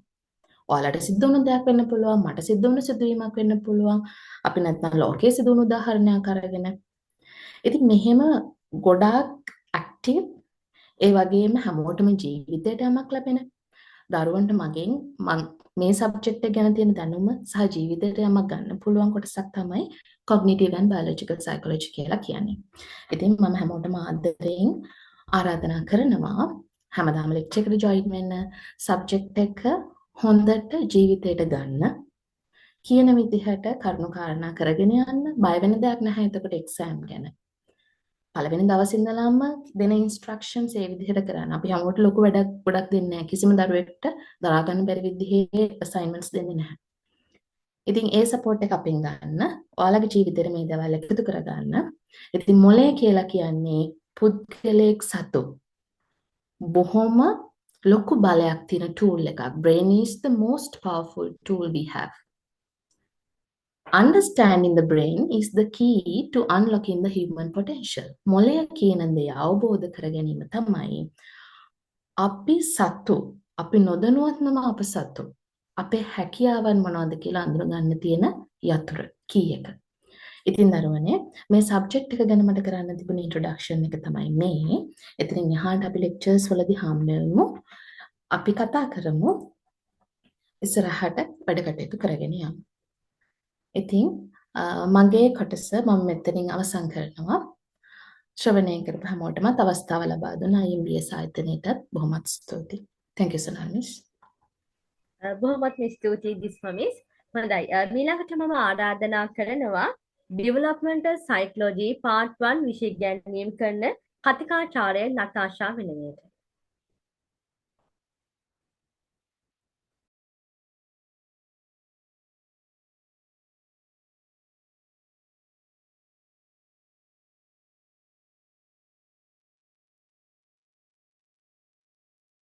Right. Thank you Sonali miss. ඉතින් මේ උපාධි පාඨමාලාව හදාරන්න බලාපොරොත්තු වෙන මෙතන ඉන්න දරුවෝ හැමෝම මම සාදරයෙන්ම පිළිගන්නවා. මගේ නම නතාෂා බණ්ඩාර. මම තමයි ඔයාලගේ developmental psychology part 1 කියන විෂයේ lecturer විදිහට වැඩ කරන්නේ. ඉතින් අපි බලමු මේ subject එක ඇතුලේ ඇත්තටම මොන වගේ කරුණුද තියෙන්නේ කියලා. මම මුලින්ම කියන්නම් මේ developmental psychology කිව්වහම තමයි ඔයාලට හිතනත් මේ subject එකක් විතරයි. This is just a subject කියලා හිතෙන්න පුළුවන්. හැබැයි ඇත්තටම මේ subject එක ඇතුලේ ගොඩාරියක් දේවල් තියෙනවා. දැන් ගත්තොත් එහෙනම් මෙතන ඉන්න ගොඩක් දරුවෝ ඇති ඔයාලගේ ජොබ් එක පැත්තෙන් ඉස්සරහට යන්න බලාපොරොත්තු මේ සයිකොලොජි ෆීල්ඩ් එකේ ඉස්සරහටම යන්න බලාපොරොත්තු මේ උපාධි පාඨමාලාව හදාරන දරුවෝ ඇති. ඒ වගේම තවත් සමහරක් අය ඇති ඇකඩමික් වයිස් නැත්නම් ප්‍රොෆෙෂනලි තමන්ට යම්කිසි අචීව්මන්ට් එකක් ලබා ගන්න බලාපොරොත්තු මේ පාඨමාලාව හදාරන. ඉතින් මම කියනවා මේ විෂය එතනින් එහාට ඔයාලගේ ජීවිතයට පවා ලොකු වටිනාකමක් එකතු කරන සබ්ජෙක්ට් එකක් වෙනවා. රයිට් එතකොට අපි බලමු දැන් මේ සබ්ජෙක්ට් එක ඇතුළේ අපිට මොනවාද කතා කරන්න තියෙන දේවල් කියලා. මුලින්ම මේ ඩෙවලොප්මන්ටල් සයිකොලොජි කියන්නේ මොකක්ද? සංවර්ධන මනෝවිද්‍යාව. එතකොට සංවර්ධන මනෝවිද්‍යාව කිව්වම ඔයාලා දන්නවා ළමෙක් ඉපදෙන්න කලින් ඉඳන්, ඒ කියන්නේ පූර්ව ප්‍රසව අවධියේ ඉඳන් එයා මැරෙන කාලේ වෙනකම් මේ සබ්ජෙක්ට් එක ගොඩක් වයිඩ් විදිහට රන් වෙනවා. එතකොට මේ developmental psychology part 1 කියන සබ්ජෙක්ට් එක ඇත්තටම පුංචි ළමයිගේ ඩෙවලොප්මන්ට් එක ගැන තමයි මේන්ලිම ફોකස් වෙන්නේ. රයිට් එතකොට මේ සබ්ජෙක්ට් එක ඇතුලේ අපි මොනවද කතා කරන්නේ? දැන් මම මෙහෙම උදාහරණයක් ගන්නම්කෝ. අපි හැමෝම දන්නවා දරුවෙක් සාමාන්‍යයෙන් කතා කරන්නේ කොයි කාලේ වෙනකොටද කියලා. සාමාන්‍යයෙන් චූටිම බබේ. ඔයාලා මම ඇතුළුව මේ ලෝකේ ජීවත් ඉපදෙන හැම ළමෙක්ම සාමාන්‍යයෙන් අවුරුද්දක් එකහමාරක් ඇතුළත සාමාන්‍යයෙන් අවුරුද්දක් මාස කිහිපයක් ඇතුළත එයාගේ පළවෙනි වචනය කියනවා නේ. සාමාන්‍යයෙන් අම්මා නැත්නම් ඉංග්‍රීසි වලින් මමා ඩැඩා වගේ වචන නැත්නම් තාත්තා බබා වගේ වචන තමයි මුලින්ම ළමේ එයාගේ වචන විදිහට කියන්න ගන්නෙ. ඉතින් ඔයාලා දන්නවද මේක මේ ස්පීච් ඩෙවලොප්මන්ට් එක ළමයිගේ ස්ටේජ් වයිස් සිද්ධ වෙන දෙයක් කියලා. මම උදාහරණයක් විතර ගත්තොත් එහෙම ළමෙක් මුලින්ම එයාගේ හඬ අවදි කරන්නේ හඬ මේ ලෝකෙට එළියට දෙන්නේ කොතනදීද? එයාගේ හැඬීම හඬ හරහා නේද? පළවෙනි crying කියන දේ හරහා තමයි ඇත්තටම මේ ළමයිගේ හඬ මුලින්ම ලෝකෙට එළියට දෙන්නේ. ඉතින් මෙතනින් පටන් ගන්න මෙයාගේ මේ හඬ අවදි කිරීම ජීවිතේ මරණකම්ම සිද්ධ වෙන දෙයක්. ඉතින් මේක ළමයි ස්ටේජ් වයිස් සිද්ධ වෙන දෙයක්. අපි උදාහරණයක් විතර ගත්තොත් එහෙම මුලින්ම ළමයෙක් කරන්නේ කූයින්. කූයින් කියන්නේ පළවෙනි ස්ටේජ් එක ස්පීච් වල තියෙන. ඒතර කූයින් කියන්නේ මොකක්ද කියලා දැන් ඔයාලා මගෙන් අහයි. කූයින් කියන්නේ දැන් ඔයාලා හිතලා බලන්න මුලින්ම ළමයෙක් එකපාරට අම්මා තාත්තා කියන්නේ නැහැනේ නේ. එයා මුලින්ම සාමාන්‍යයෙන් මාස 2-3 වගේ කාලෙ වෙනකොට මොකද කරන්නේ? පොඩි පොඩි සද්ද දාන්න පටන් ගන්නවා. සමහර ළමයි කරනවා මොකද්ද? ඒ වගේ සද්දනේ. පොඩ්ඩක් අර කේන්ති ගියාම වගේ සද්ද දාන්න ගන්නවා. ඉතින් මෙන්න මේක තමයි ළමයි කූයින් කියලා කියන්නේ. right? ඊට පස්සේ ඔන්න තව ස්ටේජ් එකකට යනවා යාගේ ස්පීච් ඩෙවලොප්මන්ට් එක. ඒ ස්ටේජ් එක තමයි මොකද්ද? බැබ්ලින් කියලා කියන්නේ. ඉතින් මේ බැබ්ලින් කියන ස්ටේජ් එක මම හිතන්නේ ගොඩක් දෙනෙක් දන්නවා. ඒක තමයි සාමාන්‍යව ළමයෙක් කියනවානේ මේ මා කියන සවුන්ඩ් එක අපි ගත්තොත් මා කියලා ළමයෙක් කියන අවස්ථාවක් ඔයාලට කැච් වෙලා ඇතිනේ. ඔයාලට සමහරට මෙතන ඉන්න කට්ටියට ඇති අක්කලා අයියලා යාළගේ උනත් ළමයි පොඩ්ඩක් ඔයා අයිඩෙන්ටිෆයි කරලා බැලුවොත් තේරෙයි මේ ළමයෙක් බැබ්ලින් කරන අවස්ථාව අපිට ඕන තරම් කැච් වෙනවා නේ. මා බා වගේ බැබ්ලින් කියන්නේ අන්න ඒකට. ඉතින් මෙන්න මේ ස්ටේජ් එක කෙනුත් පස්සේ තමයි ළමයිගේ පළවෙනි වචනය අවුරුද්දක් විතර කාලෙ වෙනකොට ඇති වෙන්නේ. ඔන්න ඕක තමයි ළමයි අපි කියන්නේ ළමයිගේ ස්පීච් ඩෙවලොප්මන්ට් කියලා. ඉතින් මේ ස්පීච් ඩෙවලොප්මන්ට් කියන්නේ ඩෙවලොප්මන්ටල් සයිකොලොජි කියන සබ්ජෙක්ට් එක ඇතුලේ තියෙන එක ප්‍රධාන ඩොමේන් එකක්. ඉතින් මෙතනින් එහාට ගියාම ළමයිගේ කොග්නිටිව් ඩෙවලොප්මන්ට් එක කියන්නේ ප්‍රජානන ඩෙවලොප්මන්ට් එක කොහොමද සිද්ධ වෙන්නේ? ප්‍රජානන සංවර්ධනය කොහොමද සිද්ධ වෙන්නේ? එතකොට යාගේ ෆිසිකල් ඩෙවලොප්මන්ට් එක උස යන විදිහ, බර වැඩි වෙන විදිහ මේ දේවල් කොහොමද සිද්ධ වෙන්නේ? right? ඒ වගේම සෝෂල් ඩෙවලොප්මන්ට් එක. සමාජීය වශයෙන් ළමයි කොහොමද ඇත්තටම එයාගේ වයසත් එක්ක ඩිවලොප් වෙන්නේ. ඒ වගේම ඉමෝෂනලි මේ එක එක චිත්ත වේගයන් කොහොමද එයා පාලනය කරගන්න පුරුදු වෙන්නේ? සායව ඉගෙන ගන්න කොහොමද? මෙන්න මේවා තමයි ඉමෝෂනල් ඩෙවලොප්මන්ට් යටතේ අපි කතා කරන්නේ. ඉතින් මේ සබ්ජෙක්ට් එකේ මෙන්න මේ වගේ ලොකු බ්‍රෝඩ් ඒරියා එකක් එක්ක තමයි අපි මේ සබ්ජෙක්ට් එකේ පුරාම එක එක දේවල් කතා කරන්නේ. right. එතකොට අපි මේ සබ්ජෙක්ට් එකේ තියෙන තව දේවල් කිහිපයක් කතා කරමු. දැන් මේ සබ්ජෙක්ට් එකේ කන්ටෙන්ට් එක ගත්තොත් එහෙම ළමයි මුලින්ම introduction to developmental psychology කියන කොටස තමයි තියෙන්නේ. මේ මනෝවිද්‍යාව ඇතුලේ තියෙන developmental psychology සංවර්ධන මනෝවිද්‍යාව කියන්නේ මොකක්ද කියලා තමයි අපි මුලින්ම සාකච්ඡා කරන්නේ. right. ඊට පස්සේ අපි සාකච්ඡා කරනවා මේකේ තියෙන nature එක. මේකේ ස්වභාවය කොයි වගේද කියලා. ඉතින් මේ ස්වභාවය යටතේ අපි කතා කරනවා ස්කෝප් එක. nature and scope කියන කොටස් දෙකම කතා කරනවා. ඒ කියන්නේ ස්වභාවය සහ විෂයපතය. ඒ වගේම අවසානයේදී අපි කතා කරනවා principles of growth. ඒ කියන්නේ මේ ළමයිගේ සංවර්ධනයත් එක්ක තියෙන principles මොනවද කියලා. මේකෙන් එක principle එකක් මම දැනට ඔයාලට කියන්නම්. එක පිළිගැනීමක් තියෙනවා. ඒ කියන්නේ එක principle එකක් තියෙනවා. මේක තමයි cephalocaudal principle කියලා කියන්නේ. ඉතින් මේ cephalocaudal principle එකේදී වෙන්නේ මෙහෙම දෙයක්. right. දැන් සාමාන්‍යයෙන් ළමෙක් තමන්ගේ සංවර්ධනය පෙන්වන විදිහක් තමයි යාගේ ෆිසිකල් growth එක කියලා කියන්නේ නේ. දැන් මුලින්ම ළමෙක් එකපාරට ඇවිදින්න ගන්නෙ නැහැනේ නේ. ළමෙක් මුලින්ම ඇවිදින්න ගන්නෙ නැහැ. එයා ඉපදිච්ච ගමම මුලින්ම කරන්නේ මොකද්ද? එයාගේ ඔළුවේ control එක ලබා ගන්න එක. ඒ කියන්නේ හෙඩ් එකේ control එක ලබා ගන්න. එයා චුට්ටු චුට්ටු ඔළුව උස්සන්න පටන් ගන්නවා ඇඳේ ඉඳගෙනම. නේ? ඊට පස්සේ ටික ටික එයා මොකද කරන්නේ? ඇඳේ roll වෙන්න පටන් ගන්නවා. ඉතින් ඊට පස්සේ මොකද වෙන්නේ? එයා ටික ටික දන ගන්න පටන් ගන්නවා. ඊට කලින් ඇත්තටම බඩ ගන්න පටන් ගන්නවා. ඊට පස්සේ ක්‍රෝල් කරන්න දන ගන්න පටන් ගන්නවා. අවසානයේදී මොකක් හරි ඔබ්ජෙක්ට් එකක් හරි කාගේ හරි අතක ආධාරයෙන් වෙන්න පුළුවන්. එයා තනියෙන් නැගිටින්න උත්සාහ කරනවා. දැන් බලන්න මේ ළමයාගේ growth එක හිසේ සිට පාදාන්තය දක්වා නේද සිද්ධ වෙලා තියෙන්නේ. මුලින්ම ඔළුව නේ ඊට පස්සේ ඇඟෙන් එයා බඩ ගන්න පටන් ගන්නවා. ඊට පස්සේ දනිස්සෙන් එයා දන ගන්න පටන් ගන්නවා. පස්සේ තමයි ටික ටික අල්ලගෙන නැගිටින්න උත්සාහ කරන්නේ. ඉතින් මේ cephalocaudal principle එක කියන ළමයි ඕකයි. හිසේ සිට පාදාන්තය දක්වා ළමයිගේ development එක සිද්ධ වෙනවා කියන principle එක තමයි ඔය මම කියලා දුන්නේ. ඉතින් මේ වගේ principles කිහිපයක්ම අපි අපේ lessons අතරදී කතා කරනවා. ඉතින් ඊට අමතරව අපි මේ lesson එකක කතා කරන lesson එකේ කතා කරන මේන්ම section එකක් තමයි theories of child development. ඉතින් මේ theories කිව්වහම ළමයි theories කියන්නේ ඕනම subject එකක් වැඩිපුර හොඳින් දැනගන්න න්‍යායාත්මක පසුබිමක් ලබා දෙන දෙයක්. එතකොට මේ section එක යටතේ අපි කතා කරන mainlyම theories තුනක්. පළවෙනි එක තමයි ෆ්‍රොයිඩ්ගේ psychosexual development theory එක. එතකොට මේ theory එකක් දැන් සමහර විට ඔයාලා දන්නවා ඇති ඩිප්ලෝමා එකේදීත් කරලා තියෙන්නේ නැති සමහර විටනේ. ඉතින් මේ theory එක කොහොමද ළමයිගේ සංවර්ධනය පෙන්වන්නේ කියලා අපි කතා කරලා බලනවා. ඒ වගේම එරික්සන්ගේ තියරි එක, එරික්සන්ස්ගේ සයිකෝසෝෂල් තියරි එක, and finally හවිගාට්ස් තියරි. හවිගාට්ස් තියරි එක තමයි අපි අවසානයේදී කතා කරන්නේ තියරිස් විදිහට. එතකොට මේ තියරිස් වලින් එහාට ගිහිල්ලා අපි කතා කරනවා ළමයෙක්ගේ සංවර්ධනය සිද්ධ වෙන අවදීන් කිහිපයක්. එතන මේකේ පළවෙනි අවධිය විදිහට අපි කතා කරනවා ප්‍රීනේටල් ඩෙවලොප්මන්ට්. ඒ කියන්නේ పూర్ව ප්‍රසව අවධිය. ඉතින් මේක පොඩ්ඩක් විතර බයොලොජිකල් පාර්ට් එකත් එක්ක යන එක. ඉතින් මේ ප්‍රීනේටල් ඩෙවලොප්මන්ට් එකේදී අපි කතා කරනවා ළමයෙක් කොහොමද මුලින්ම පිළිසිඳ ගන්නෙ කොහොමද? එතන ඉඳන් ඉපදෙනකම්ම දරුවෙක්ගේ ඩෙවලොප්මන්ට් එක ඕවරෝල් සිද්ධ වෙන්නේ. ඒ කියන්නේ ෆිසිකලි, ඉමෝෂනලි සහ යාගේ හැම පැතිකඩයක්ම අපි කතා කරනවා මේ ප්‍රීනේටල් ඩෙවලොප්මන්ට් එකත් එක්ක. සහ මෙතනදී ගැබිනි මාතාවකට ඇති වෙන්න පුළුවන් කරදර ගැන අපි වැඩිපුර කතා කරනවා. රයිට්? එතකොට ඒකත් එක්කම අපි කතා කරන ඊළඟ මේන් ටොපික් එක තමයි ඉන්ෆැන්සි කියන ස්ටේජ් එක. ඉතින් මේ ඉන්ෆැන්සි කියන්නේ ළමයි ඉපදුනයින් පස්සේ පළවෙනි අවුරුද්ද හෝ ඒ මාස කිහිපය කියන කාලය තමයි ඉන්ෆැන්සි ස්ටේජ් එකට අයිති වෙන්නේ. මේ පීරියඩ් එක ගැන අපි ඉස්සරහට කතා කරමු. මේක පොඩි කන්ට්‍රොවර්ෂල් ඩෙෆිනිෂන්ස් කිහිපයකුත් තියෙනවා. අපි ඒක ඉස්සරහට ලෙක්චර්ස් වලදී කතා කරමු. රයිට්? එතකොට මේ ඉන්ෆැන්සි ස්ටේජ් එක අවසානයේදී බේබිහුඩ්.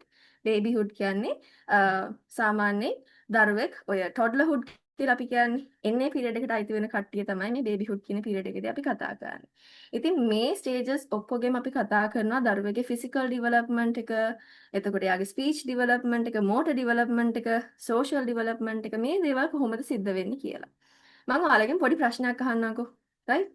දැන් එක වයසකදී දැන් හිතන්න චූටි ළමයි ඔයාලා ඕන තරම් දැකලා ඇතිනේ. ඔයාලත් මේ දේ පර්සනලි කරලා ඇති ඔයාලගේ ජීවිතේදී. දැන් හිතන්න ඔයාට ඉන්නවා අක්කා කෙනෙක් හරි අයියා කෙනෙක් හරි. ඔයා මේ අක්කට ඉන්න චූටි බබේ. just imagine ආ. ඒතර ඒ චූටි බබා ඔන්න කන්නේ නැහැ. අක්කාට පේනවා අක්කා හරියට ස්ට්‍රගල් කරනවා ළමයාට කවා ගන්න. ඔයා මොකද කරන්නේ? ඔයා හිතන්න ඔයා තමයි නැන්ද නැත්නම් ඔයා මාමා. හරි? ඔයා මොකද කරන්නේ? ඔන්න බය කරනවා ළමයාව. ඔන්න ගෝනි බිල් එකේ ඉන්න හදන්නේ. ඔයා කැම ටික කෑවේ නැත්නම් ඔයා වරන් යන්නයි හදන්නේ. කියලා ඉවරලා මොකද කරන්නේ? ළමයාව බය කරලා ඔයා අක්කට උදව් කරනවා එයාට කවන්නනේ. මේ කාලෙදී මේ එක වයසක් එනවා මේ කාලෙදී දරුවා මේ කතාවට බය වෙලා ඇත්තටම කැම ටික ඔක්කොම කන්න ගන්නවානේ. එයා බය වෙන ඇත්තටම යාට ගෝනි බිල් එක ඇවිල්ලා කරදර කරයි. ගෝනි බිල් එක ඇවිල්ලා එක්කන් යයි කියලා එයා බය වෙන්න පටන් ගන්නවා. ඔය පීරියඩ් එක කොහොමම පැත්තකින් තියලා අපි ඊළඟ පීරියඩ් එකට යමුකෝ. තව පීරියඩ් එකකදී මේ ළමයාම මේ විදිහට රියැක්ට් කරන ඔයම සිදුවීමට. ඉගෙන අපි ගත්තොත් එම මාමා කියනවා ගෝනි බිලයි නැත්තම් හප්පයි ආව කන්න බත් ටික කන්න කියලා. ළමයා කියනවා නෑ. හප්පා කියලා කෙනෙක් නෑ නැත්තම් ගෝනි බිල්ලා කියලා කෙනෙක් නෑ. ඔයා කියන්නේ බොරු. මං කන්නේ නෑ කියලා ළමයා ඒකට වෙන රියැක්ෂන් එකක් දාන්න පටන් ගන්නවා. ඉතින් ඔයාලා හිතන විදිහට මේක මොකක්ද? මේ සිදුවීම මොකක්ද? මේක තමයි ළමයිගේ කොග්නිටිව් ඩෙවලොප්මන්ට් එක පේන එක සිදුවීමක් තමයි මම දැන් ඔයාලට මේ කිව්වේ. ළමයිගේ ප්‍රචාරණ සංවර්ධනය පෙන්නන ඉස්මතු කරන එක තැනක් තමයි ඔන්න ඕක. ඉතින් මෙන්න මේ වගේ කන්සෙප්ට්ස් ගණනාවකින් අපේ මේ ඩෙවලොප්මන්ටල් සයිකොලොජි පාර්ට් 1 කියන විෂය සමන්විතයි. ඉතින් මම දැන් මේ කියලා දුන්නා වගේම ඔයාලගේ ලෙක්චර්ස් වලත් හරිම රසවත් විදිහට මම ඔයාලට අමාරු කරුණු පවා කියලා දෙන්න බලාපොරොත්තු වෙමින් ඉන්නවා. සහ මම හරිම ෆ්‍රෙන්ඩ්ලි ටීචින් මෙතඩ් එකක්, ඉන්ටරැක්ටිව් ටීචින් මෙතඩ් එකක් අරන් යන්නේ. ඉතින් ඔයාලට ඕන තරම් අවකාශය තියෙනවා මගේ ලෙක්චර්ස් වලදී මගෙන් ප්‍රශ්න අහන්න. අපි ඩිස්කෂන්ස් වලට යනවා. ඉතින් ඒවා හරිම ඉන්ටරැක්ටිව් විදිහට තමයි ඔන්ලයින් ලෙසන්ස් පවා යන්නේ. ෆිසිකල් ලෙක්චර්ස් උත් එහෙමයි. ඉතින් අපි ඉස්සරහට හම්බෙන්න බලාපොරොත්තු වෙයි. මෙතනින් මම නවතින්නම්. හැමෝටම සුබ දවසක්. good night. බොහොමත්ම ස්තුතියි නතාෂා මිස්. ඊළඟට මම ආරාධනා කරනවා ඩෙවලොප්මන්ටල් සයිකොලොජි පාර්ට් 2 විෂය ගැනීම කරන කතිකාචාර්ය සෙනාලි මෙනවියට.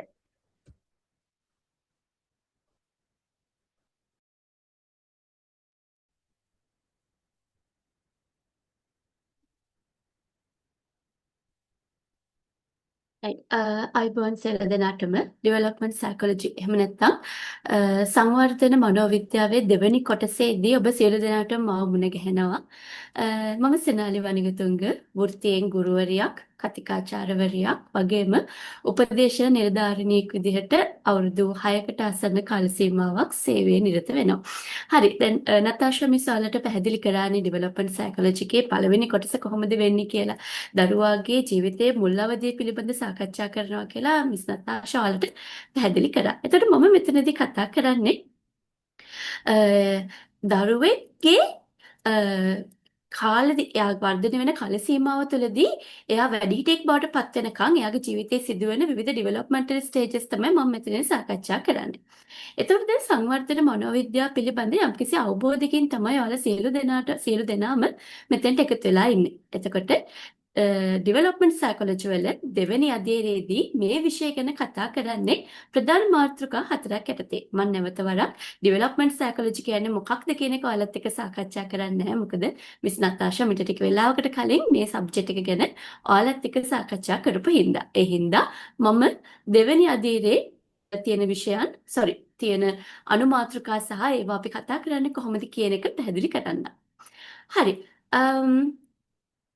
දැන් ඔබට වගේම ඔබත් එක්ක ඉන්න අන් අයත් කුඩා අවධිය, නව යෞවන අවධිය, ඒ වගේම යෞවන අවධිය, වැඩිහිටි අවධිය වගේ දේවල් කාලෙන් කාලෙට එක්ස්පීරියන්ස් කරලා තියෙනවා. කාලෙන් කාලෙට ඒක පහු කරලා තියෙනවා. ඉතින් අපි මේ ඩෙවලොප්මන්ට් සයිකොලොජි කියන විෂයේ දෙවෙනි කොටසේදී අපි කතා කරන්නේ ප්‍රධාන මාතෘකා 4ක් යටතේ. පළවෙනි මාතෘකාව තමයි early childhood. මේ කාල සීමාව තුළදී කුඩා දරුවෙක්ගේ කායික, මානසික, සමාජ වර්ධනය වෙන්නේ කොහොමද? පෞරුෂ නිර්මාණයට බලපාන සාධක මොනවද? ක්‍රීඩා කෞශල්‍ය, කැමැති දේවල්, අකමැති දේවල්, පවුලෙන් ලැබෙන බලපෑම, පවුලෙන් ලැබෙන සපෝට් එක මේ සියලු දේ මේ මාතෘකාව යටතේ අපි කතා කරනවා. මම කියවනේ අපි මාතෘකා 4ක් යටතේ තමයි මේ කොටස සාකච්ඡා කරන්නේ. right. එතකොට අපේ දෙවෙනි ટොපික් එක වෙන්නේ puberty. මේක හරි විශේෂිත අවස්ථාවක් වෙනවා. දරුවා ශාරීරික වශයෙන් විශාල වෙනසකට පත්වන කාලයක් විදිහට අපිට මේ කාලය හඳුන්වන්න පුළුවන්. දරුවා යෞවනයෙක් බවට පත්වෙන විට සිදුවෙන කායික වෙනස්කම්, මානසිකව ඇතිවෙන වෙනස්කම්, ඒවා කොහොමද දරුවාගේ එදිනදා ජීවිතයට බලපාන්නේ වගේම අම්මට තාත්තට ඒ දෙන්නගේ රෝල් එක කුමක්ද, ඒ දෙන්නට ඇතිවෙන බලපෑම කුමක්ද කියන එක මෙතනදී සාකච්ඡා කරමු. right. අපි දැන් යමුකෝ අපේ තුන්වෙනි ટොපික් එක. තුන්වෙනි ટොපික් එක තමයි adolescent. right. මේ කාල සීමාව තුළදී අපි දන්නවා ඔයාලත් මේක එක්ස්පීරියන්ස් කරලා තියෙනවා. දරුවෙක් ඕනෑම පුද්ගලෙක් වේගවත් වර්ධන රටාවක් පෙන්눔 කරන කාලයක් වෙනවා. කායික, මානසික වෙනස්කම් වෙනස් ආකාරයෙන් සිද්ධ වෙන කාලයක් විදිහට හඳුන්වන්න පුළුවන්. ඒ වගේම තමයි දරුවෙකුගේ, එහෙම නැතිනම් පුද්ගලයෙකුගේ හැසිරීම, එයාගේ අදහස් වල ලොකු වෙනසක් අපිට දැක බලා ගන්න පුළුවන් කාල සීමාවක් තමයි මේ ඇඩොලසන්ට් කියන පීරියඩ් එක. right. එතකොට ලිංගික ආකර්ෂණය, ලිංගිකත්වයේ පිළිබඳ ඇතිවෙන උනන්දුව, ඒ පිළිබඳ ඇතිවෙන ආශාව වගේම පවුල තුලින් සහ යහපත් පවුල් සම්බන්ධතා තුලින් විවිධ අභියෝගයන් වලට මුහුණ දෙමින් ඒවා ජය ගැනීමෙන් පවුල සමග යහපත් සම්බන්ධතා ඇති කරගනිමින් මේ ලිංගික කටයුතු පිළිබඳ නිවැරදි දැනුමකින් කොහොමද දරුවා කාලය ගත කරන්නේ කියන එක ගැන අපි මේ ટොපික් එකේදී කතා කරනවා. දැන් අපි යමු අපේ හතරවෙනි ટොපික් එක, අපේ ෆයිනල් ટොපික් එක ඇඩල්ට්හුඩ්. මේ ඇඩල්ට්හුඩ් කියන ટොපික් එක අපි කොටස් 3කට බෙදලා තමයි කතා කරන්නේ. පළවෙනි කොටස young adulthood, දෙවෙනි කොටස middle adulthood, තුන්වෙනි කොටස late adulthood. එතකොට මේ විදිහට තමයි අපි මේ ટොපික් එක කතා කරන්නේ. ඒ වගේම physical, cognitive and psychosocial development එක කොහොමද මේ කාල සීමාව තුළදී වෙන්නේ? අපේ maturity එකත් එක්ක හිතන පතන ආකාරය, අපේ අදහස්, සිතුම් පැතුම් කොහොමද වෙනස් වෙන්නේ කියන එක මේ ટොපික් එකේදී කතා කරනවා. right.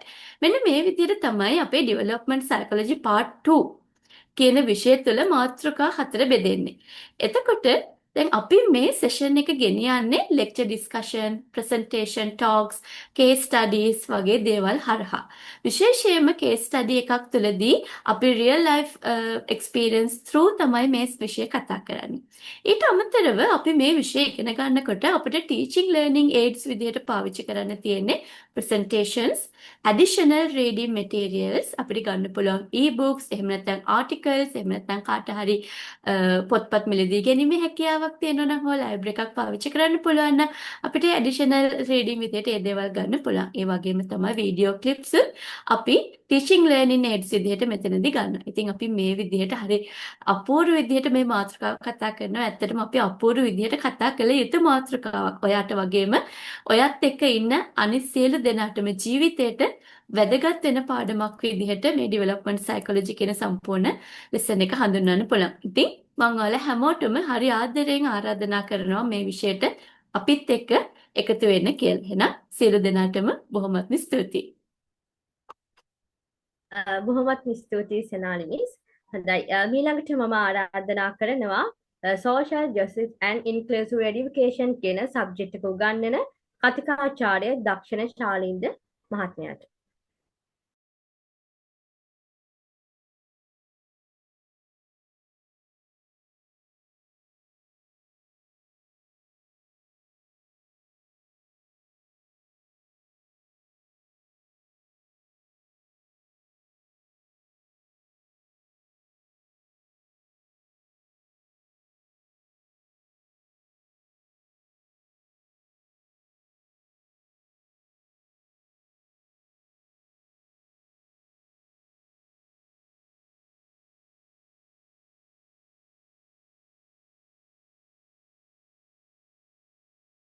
හැමෝටම ආයුබෝවන් කියලා ප්‍රාර්ථනා කරනවා සහ සුබ දවසක් සහ ජයග්‍රහී දවසක් කියලා ප්‍රාර්ථනා කරනවා. දැන් මේ ඔරියන්ටේෂන් එක ඇතුලේ මම ඔයාව හම්බෙන්නේ සහ මේ ඩිග්‍රී ප්‍රෝග්‍රෑම් එක ඇතුලේ මම ඔයාව හම්බෙන්නේ මේ social justice and inclusion කියන සබ්ජෙක්ට් එකට.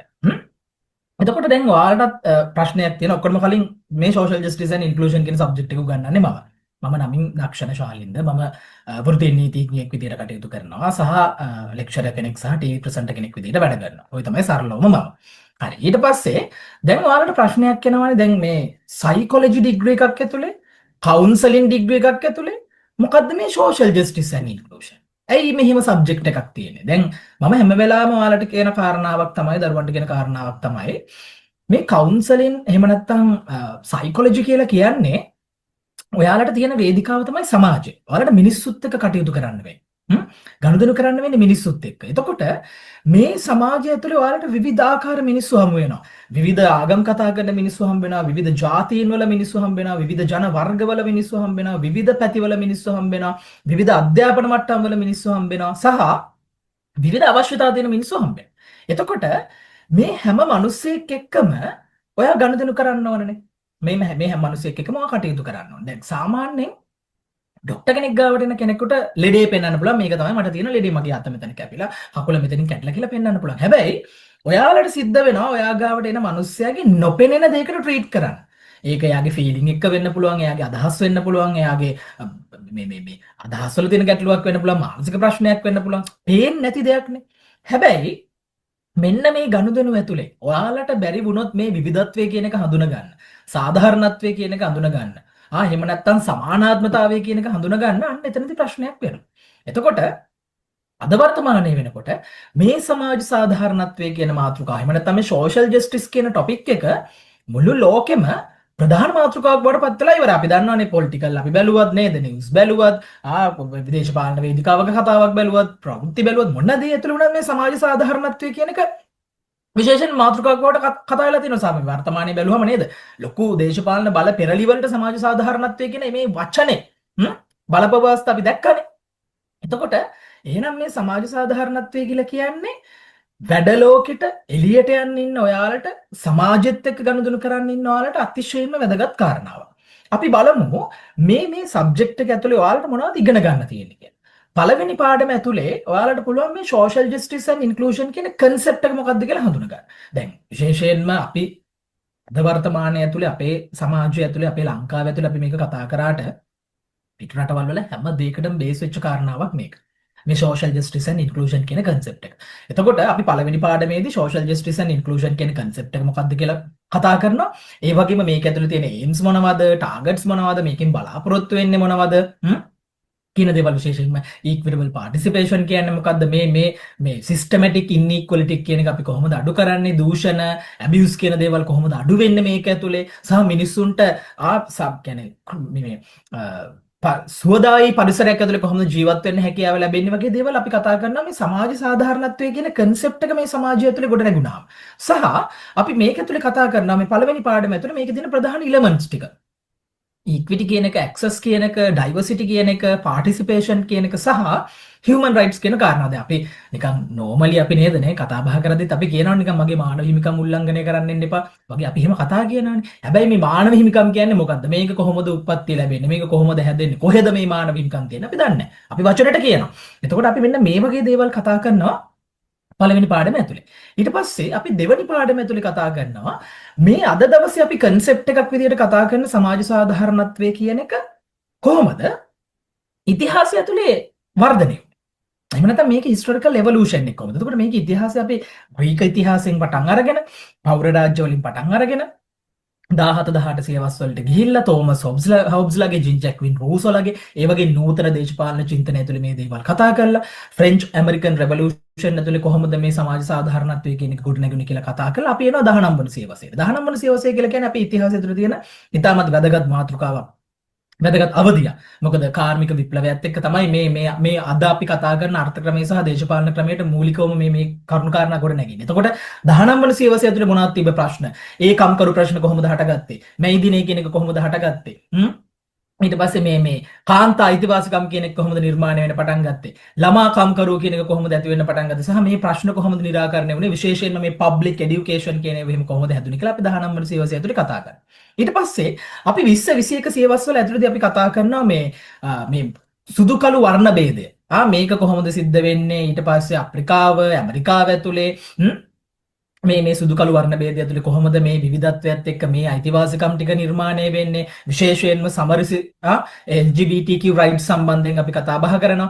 සහ දැන් කාන්තා අයිතිවාසිකම් ෆෙමිනිසම් කියන ඒවා 20 21 වෙනි සියවසේ මේ අපි අද දවසේ ඉන්න සමාජය ඇතුළට කොහොමද මේවා ගොඩ නැගෙන්නේ කියන කාරණා කතා කරනවා. සහ විශේෂයෙන්ම දැන් මුලින් කාන්තාව කියන පිරිස පුරවැසියෙක් විදියටවත් සැලකුවේ නැහැ ග්‍රීක ඉතිහාසයේ වෙනකොට. හැබැයි 21 වෙනි සියවසේ එනකොට කාන්තාවගේ බඩේ එහෙම නැත්නම් ගැබේ දරාගෙන ඉන්න දරුවගේ අයිතිවාසිකම ඇබෝෂන් රයිට් එක පවා අද වර්තමාන වෙනකොට කතා කරන තැනකටපත් වෙලා තිනවා. ඒ තරම් මේ රටේ මේ ලෝකෙ මිනිස්සු නිදහසක් හොයනවා.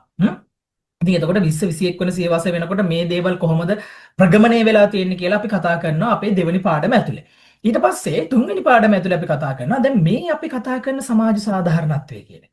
මේ social justice කියන එක, මේ equality කියන එක, මේ equity කියන එක, diversity කියන එක අපි කොහොමද සමාජයේ ප්‍රොමෝට් කරන්නේ? අපිට මොනවද තියෙන strategies කියන කාරණාව. එතකොට ඒකෙදි විශේෂයෙන්ම education කියන එක, communication කියන එක, government එකට මොනවද තියෙන වගකීම් කියන එක, ඊට පස්සේ එතනින් එහාට ගියාම මේ language එක කියන එක කොච්චර දුරට වටිනවද කියන කාරණාව ගැන අපි කතා කරනවා. මොකද අපි අපේ සමාජයේ මේ ලංකාව වගේ දියුණු වෙමින් පවතින අපි වගේ රටවල් වල මිනිස්සු භාෂාව ගැන කතා නොකරට අවධානය නොකරට පිට රටවල් වල මේ වෙනකොට මේ සමානාත්මතාවය සහ සාධාරණත්වය මතම ඉන්ක්ලූසිව් ලැන්ග්වේජ් කියලා වෙනම ලැන්ග්වේජ් එකක් පවා හැදලා ඉවරයි. ඉතින් අපි එතකොට ඒ දේවල් කතා බහ කරනවා. එතකොට අපි සමාජයක් විදිහට අපි කොතනද ඉන්නේ, ලෝකේ කොතනද ඉන්නේ කියන කාරණාව ගැන අපිට දැනගන්න පුළුවන් මේ දේවල් ඇතුලේ. ඊට පස්සේ මේ අපි මෙන්න මේ ස්ට්‍රැටජිස් ටික කතා කරලා අපි අවසාන වශයෙන් කතා කරනවා මේ කන්ටෙම්පරරි ඉෂුස්. දැන් අපි දන්නවනේ අපි කොච්චර මොන දේ කරත් අපි මොන තරම් අපි ජයග්‍රහණ ලැබුවත් එක රටක මිනිස්සු බඩ පිරෙන්න තුන් වේල කද්දී තව රටක මිනිස්සු මැටි රොටි කනවා. එක රටක මිනිස්සුන්ට මොන ක්‍රමෙන් හරි ලෙඩවලට බෙහෙත් ගන්න හැකියාව තියෙදි තව රටක මිනිස්සු ලෙඩවලට බෙහෙත් ගන්න විදියක් නැතුව මැරෙනවා.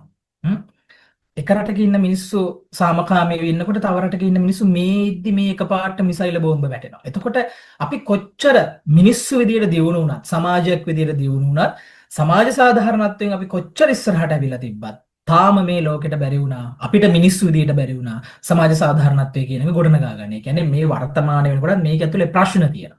ඉතින් අපි හතරවෙනි පාඩම ඇතුලේ අපි මෙන්න මේ ප්‍රශ්න ටික කාලගුණේ තියෙන ප්‍රශ්න, cyber attacks, food insecurity, ඊට පස්සේ මේ කාන්තා පුරුෂ තියෙන ඒ අසමානකම්, මෙන්න මේ වගේ දේවල් අපි කතා බහ කරනවා. එතකොට සරලවම අපේ මේ ඩිග්‍රී එකේ social justice and inclusion කියන සබ්ජෙක්ට් එකේ තියෙන කන්ටෙන්ට් එක තමයි ඕක. ඔකත් එක තමයි අපිට ඒ අදාළ මාස ගාන හරි අදාළ කාලේ අපිට ගෙවන්න සිද්ධ වෙන්නේ. එතකොට දැන් මම දන්නවා දැන් අනිත් සබ්ජෙක්ට් වලත් ඉතාමත් හොඳ ගුරුවරු ඉන්නවා. ඉතින් ඒ ගුරුවරුත් ඒ ලෙක්චරර්ස්ලත් තාමත් උනන්දුවෙන් ඔයගොල්ලෝගේ වැඩ කටයුතු ටික කරයි. ඉතින් මට ඔයාලට තියෙන මේ සමාජ සාධාරණත්වය එහෙම නැත්නම් social justice and inclusion කියන subject එක අපි එකතු වෙලා වැඩ කරමු. සහ මම කියන්නේ දැන් ඔයාලා මේ හදන්නේ ඔයගලගේ ජීවිතේට තව වටිනාකමක් එකතු කරගන්න ඩිග්‍රී එකක් ගන්නනේ. උපාධිධාරියෙක් වෙන්න. ඉතින් මේ අර ඉගෙන ගන්නවා කියන එක කවදාවත් මේ නවත්තන්න පුළුවන් තැනක කරන්න පුළුවන් දෙයක් නෙමෙයි. ඒකින්ද මේ ඉගෙන ගන්න. මොකද ඉගෙනීම කියන දේ තරම් මේ ලෝකේ මිනිස්සුන්ගේ ජීවිත උඩු යටිකුරු කරන්න පුළුවන් තව කිසිම දෙයක් නැහැ.